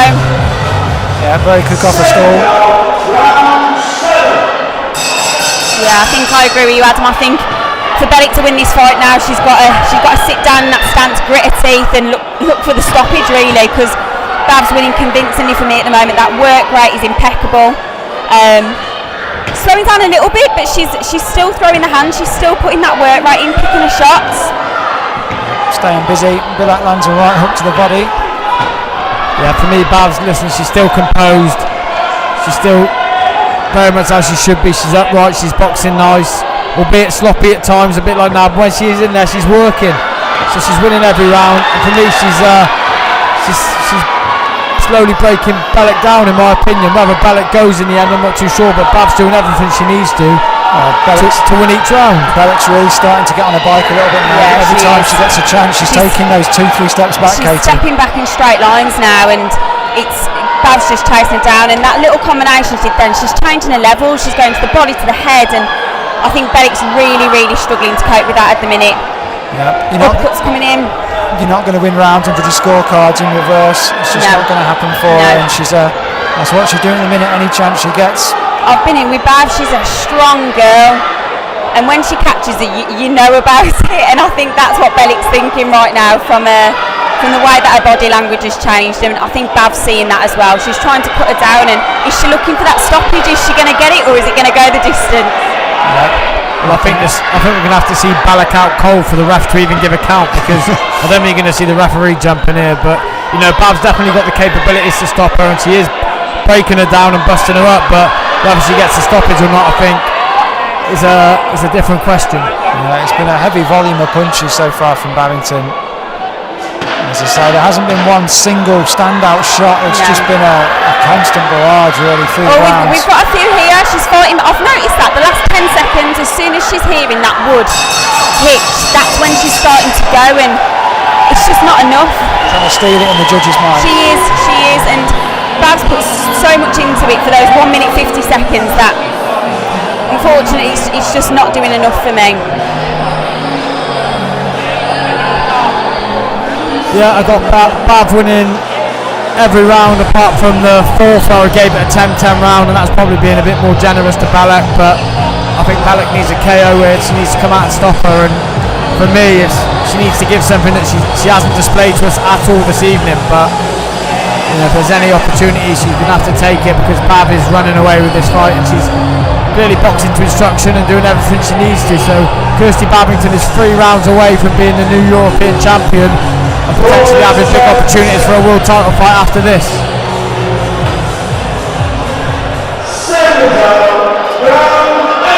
I think we've seen a lot of that. It's women's boxing, it's grown massively over the last 12, 18, 2 years even, and the opportunities, they're there for women to take. And I think knowing Bav, she's one of those women that she's ready to take anything. She trains so hard in the gym, and even leading up to this fight, she's like, I just want to get in there, I just want to fight, I just want to get in there, and we're seeing that tonight. So, like you say, 3 rounds left. She's so close to having that European title put round her waist. Can she keep it up? I'm not seeing much from Belik to take that away at the minute, but a lot can happen in those 6 minutes. Well, less than 6 minutes now. So, another big deep breath from Belik. She is landing and she is throwing. She's just not doing enough of it. I think a corner will be a very frustrated corner, because they can see the good work that she's done so far, but I just don't think she quite has the engine to throw the amount of shots that she needs to keep Bavington away. Do you know, for me, Paul, I think it's more the fact that Bav's style's just all wrong for Belik. She's crowding her, she's smothering her, and however this is a tactic, lovely right hand there. She's all wrong for Belik, because Belik just hasn't got the firepower to keep Bav off, or really any boxing skills to keep her away, I don't think. Yeah, I think if this was a boxing match, Belik would do okay, but this is a fight, and Bavington is winning that fight. She's out-gunning, out-strengthening her opponent at the moment. What Kirstie's doing now is what I wanted to see from the start. She's took that step back. You can see the focus. She's picking those shots, and that's where we saw the crossland. Look at that, beautiful again. You can see she's waiting to counter almost. Yeah. She's picking those shots beautifully now, and Belik struggling to even think of what to come back with. There's no time to think there. No, and it's simple stuff, isn't it? She's just giving herself the room to work, and that's all she needs to do. Land a shot, take a step back. Belik's not looking to counter at all. No, but you know, at the start of the fight, Paul, she was that going to be Belik down. It's always a push. I think that was more out of exhaustion than anything else. Listen, I've told you guys, she's going to have to be unconscious for a count to be given. This referee is not going to give a count for anything. I mean, we need to see Adam, what was my reaction then? I was like, if people could see me on the camera then, like, I agree with you. That was exhaustion. Yeah, it's if you go down and after a shot, it's a knockdown. Exactly, that's the way I'd see that. There's no qualms to that. Yeah. But the referee's giving it a push. But we've seen that in round 8. There's 4 minutes to go. Now, if you've been in that ring, those 4 minutes are like a microwave minute when you're waiting for your favourite food and it's taking forever. That's how it feels in that ring. So is she going to last for 2 more rounds after that? The last 10 seconds? I'm going to say it all depends what's been said in the corner from Errol Johnson. Bav looks pretty pumped up, she's screaming, punching her chest, so she's up for this, and there's a good opportunity she could take out Belik here, but she's going to need to throw everything at her and land some good shots, but she's come straight out and she's looking for it here. Belik looks absolutely spent. That jab's beautiful to start off with. How strong that's coming from Bav. She's wanting this now, you can see. She knows she's got 2 rounds left. She's got that engine. Yeah, both trading shots, but I think that they're taking an awful lot out of Belik, who's now on a bike again, looking to get herself back against the ropes and trying to hold and slow the fight down any chance she can get. And Belik's moved well. She's been fighting on her back foot. We've seen her moving around that ring, but that's tiring, and to do that for 10 rounds, we're seeing the toll that it's taken on her, and she's struggling to fight back. She's still throwing the shots back to her. 2 nice straight punches from Belik, but Kirstie's always throwing that extra shot, and that's the convincing thing to the judges and what the judges want to see. Yeah, absolutely. Everything is 2-1, 3-1. You know, she's just outworking. I was going to say the same, Paul. For every one of Belik's shots, Bav's throwing 5, 6, 7 back, and she's just started to literally beat her up and bust her up and break her down systematically. And I think Bavington's almost taken the decision in her head that she's willing to take those shots. It's worth taking 1 to land 4 or 5. Question I always get asked in the corner is, are they hurting you? Are they hurting you? And if Bav's probably answered no to that question, that's why she's just thought, you know what, I'm going to grit my teeth. It's so close, I want that belt. Belik back against the ropes again, not looking to really hold or clinch at this point. She's just trying to keep Kirstie off her. She's a bit of a standing motionless target. You know what, I'm seeing Belik go down in a second here. I think those body shots are starting to take their toll. We're seeing when that ref breaks it, we're seeing almost like a sigh of relief from Belik. She's been brave and strong, but she looks exhausted and she's taken an awful lot of punches. And you know what, for me, I think going back to the whole women's boxing, watching females throw body shots has been quite rare. You don't see many females throw those body shots, and quite recently we've seen the likes of Bav and even Sandy Ryan. I believe she stopped one of her opponents with a body shot. It's nice to see, because especially over 10 rounds, it's that kind of saying of you break down a tree, don't you, from the root, and that's the root. I think it's almost comes from a point of view of a lot of the women's boxing, because they're generally smaller. The body is a small target, but you try telling that to Roman Gonzalez and super flyweights, they will whack in punches to the body at 5'3", 5'4". So it's definitely an underutilised punch. Do you know what I want to say? Props to Kirstie Bavington, because she's had her losses, she's had a draw, she had a couple of draws. She's now fighting for a European title. In my book, she is 2 minutes away from winning a European title and being, next step world title. So credit to her. I always like to think, I wonder what's going through the fighter's head right now. It's the last round, it's the last 2 minutes. If we look at Bav, there's no debate that she's not winning this fight. She's confidently come out, she's proven herself in each round, and by the looks of it, there's no stopping her in this one either. She wants to win convincingly. She doesn't want to leave anything to the judges, and Belik's still throwing them back. You've got to give it to the girl. She's fighting back. She's not giving up, and credit to every fighter that gets in there, to me. The only risk is whether any of the judges are liking the kind of cleaner, crisper work, but I don't see how they can if we haven't got the punch stats obviously here ringside, but they're overwhelmingly in Kirstie's favour. Come on, Paul, be more transparent. If they're a bit corrupt, they might score it, but there's not a chance that anyone can score this fight to Belik. Bav's won. For me, she hasn't lost a round, but there's no chance she's lost this fight. Good combination there as well from Bavington, just switching that final shot up to the top of the head. She's going for the grandstand finish. She hasn't got who. She could get on her bike and box for a nice win, but she's trying to give the crowd a great ending. If you want to see what a confident boxer looks like, she's dropped her hands. She seems quite happy just to stand and trade shots. Yeah, she does, but she doesn't need to do this, Paul. She can just get on her bike and box her way to a European title. She doesn't need to take these shots, but credit to her.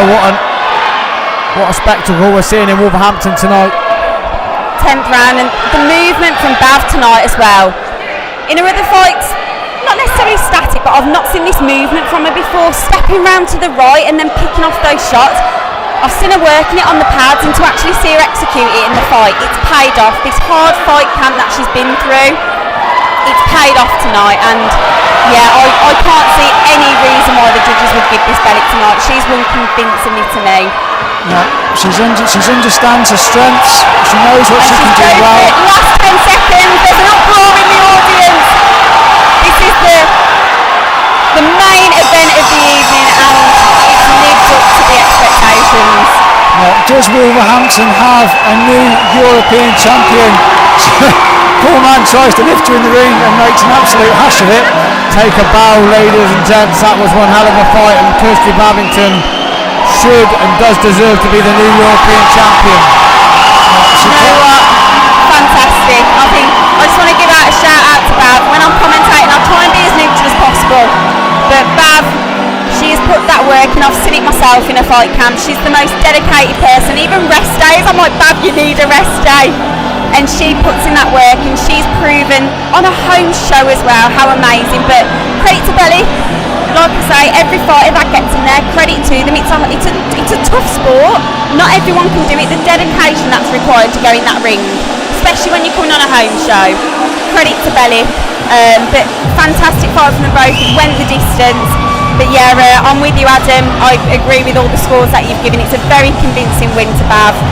And I'm very, very happy for her, especially seeing all the work she's been doing in the background. And there is a fighter there in Belik. You can see it. You can see the straight punches, the good movement, but she just didn't have enough tonight. She didn't have the wherewithal to keep Kirstie off her.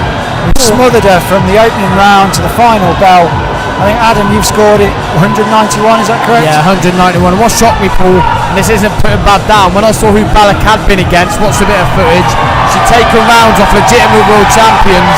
I thought this was going to be a lot more difficult than it was. Bad has made this a very convincing, straightforward win, when other world champions and current top 10 ranked women have not struggled with Belik, but they've had the rounds taken off them. For me, Bab's won convincing.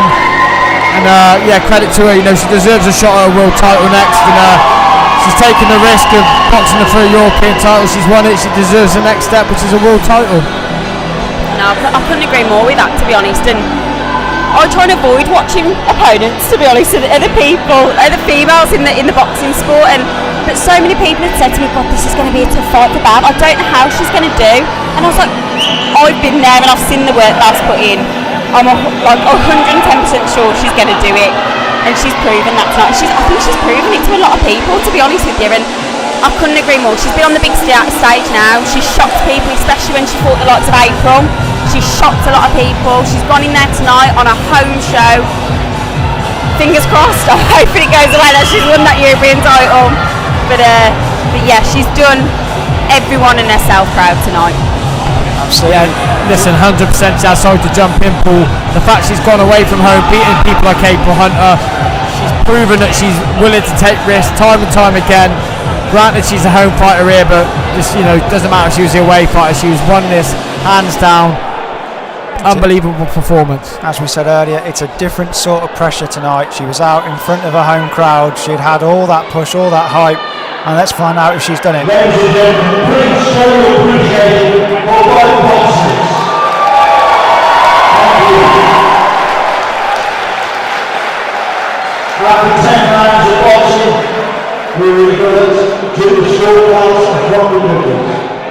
Judge Kirstie scores of 99 and 92 in favour of Bavington. Judge Kirstie 100 and 190 Bavington. Judge Kirstie 99 and 91 for your winner and new.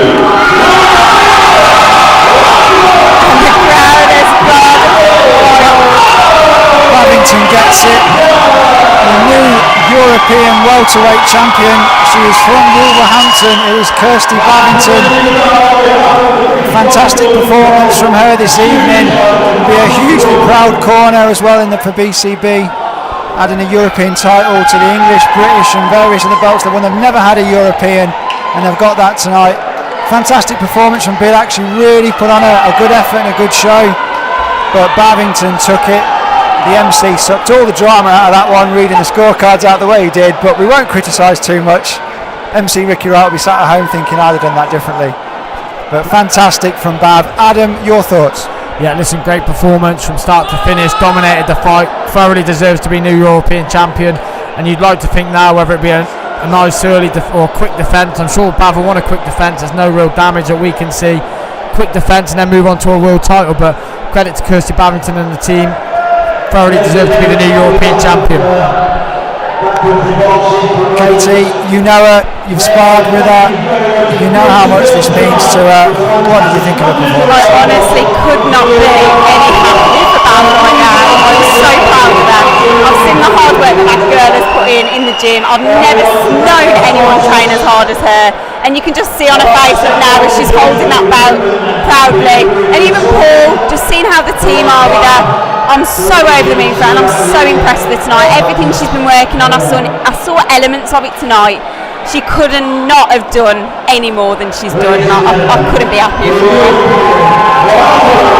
She's introduced to the crowd as the new European champion.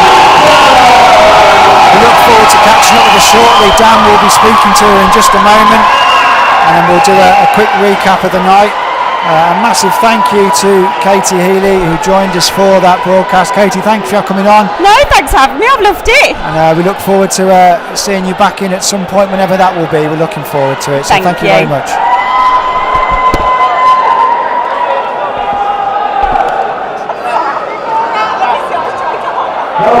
I'll see you again.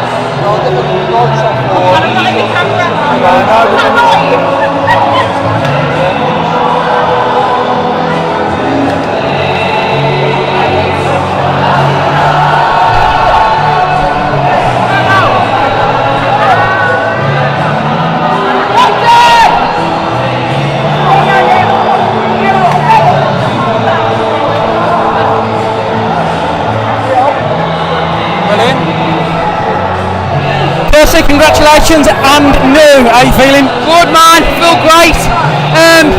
Yeah, I feel like I boxed alright, man. I could have done better, but it's on to the next thing now, ain't it?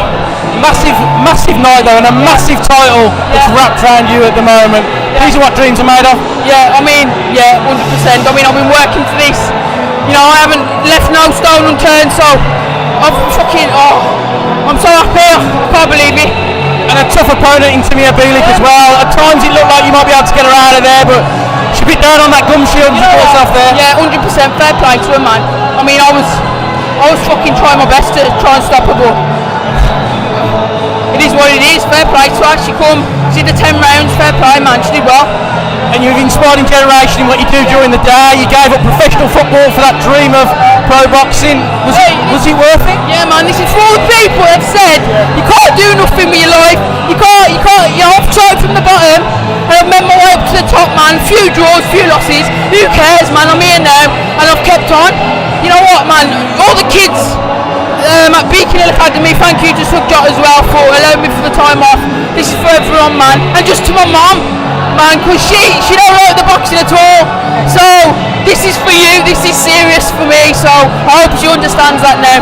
I can bring Paul Manning. Paul, the first time that we've had a European champion in the gym. How are you feeling? I'm ecstatic. I'm absolutely so proud of her. It just shows dedication, hard work, dedication, sacrifices. She listens, she always trains, she works on, and these are the results. The world's oyster. I'm so happy that, as you are, as all BCB fighters, everyone, proud of this skill, proud, so proud, ecstatic. It's my life, it's my life, 24/7, it's all I think about, you know, running, boxing, whatever, I'm thinking about this, so, you know what, come on man, what's next? I'll take any of you, I don't care. Hey Plunter, come man, come, dickhead. And when you look at the belts that are in the gym, the boxers that are in the gym, how does it feel to be the first one to bring a European belt back to BCB HQ? Do you know what, it's for the women out there as well, you know what I mean, so obviously all the boys, you know, bring belts back, so it's for one of them. But hopefully it inspires others to, you know, through your hard work, dedication, you'll get there. So yeah, I mean, keep on it and keep going, and your time will come. See a female title at the top of a bill at a venue like this for a belt like that. It's an immense moment. Yeah, I'm glad.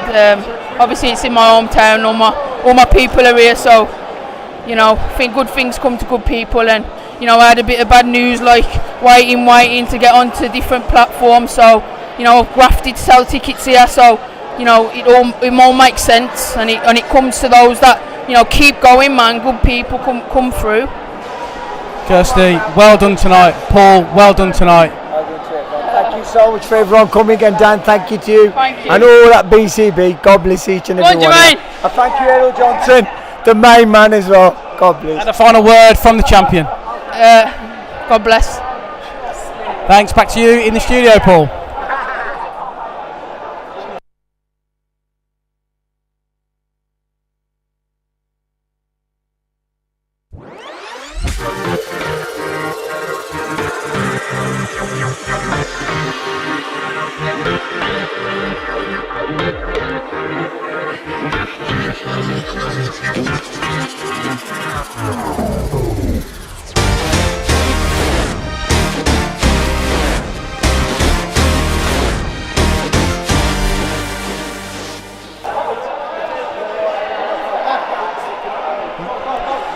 Well done, we've had worse nights.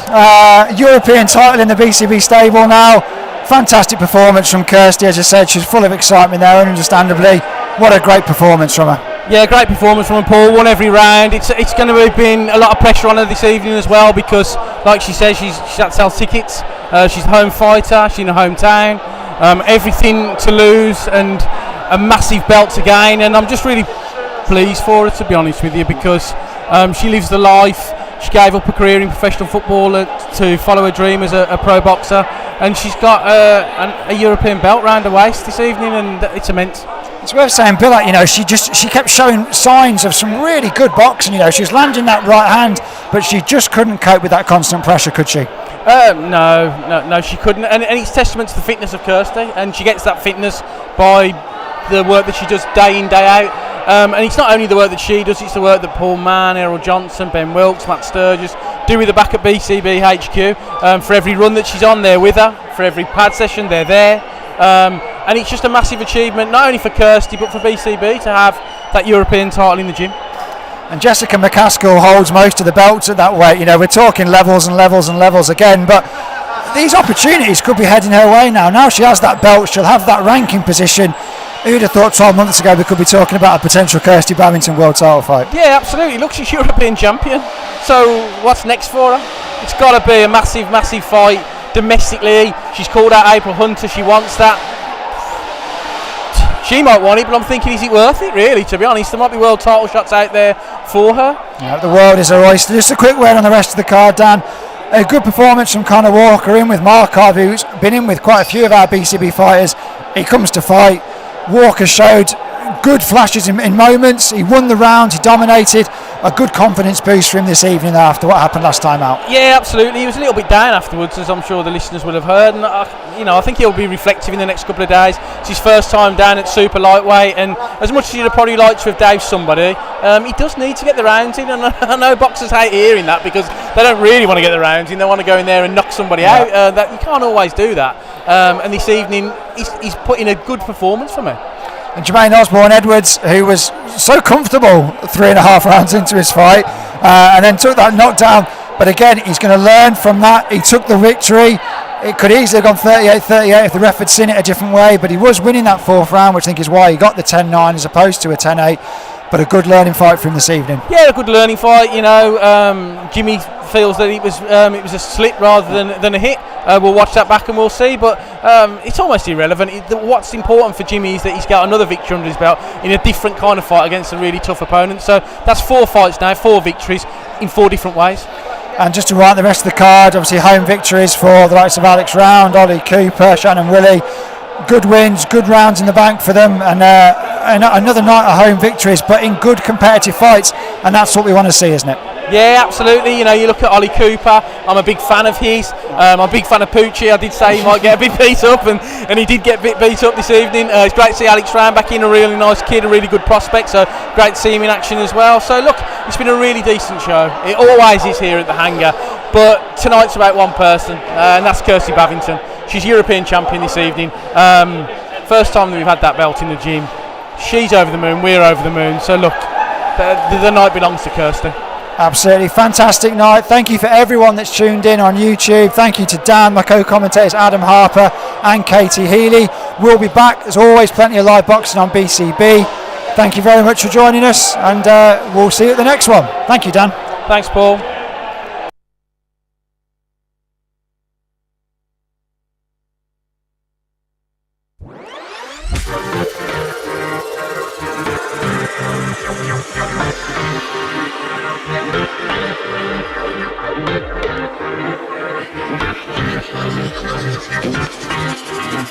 Oh.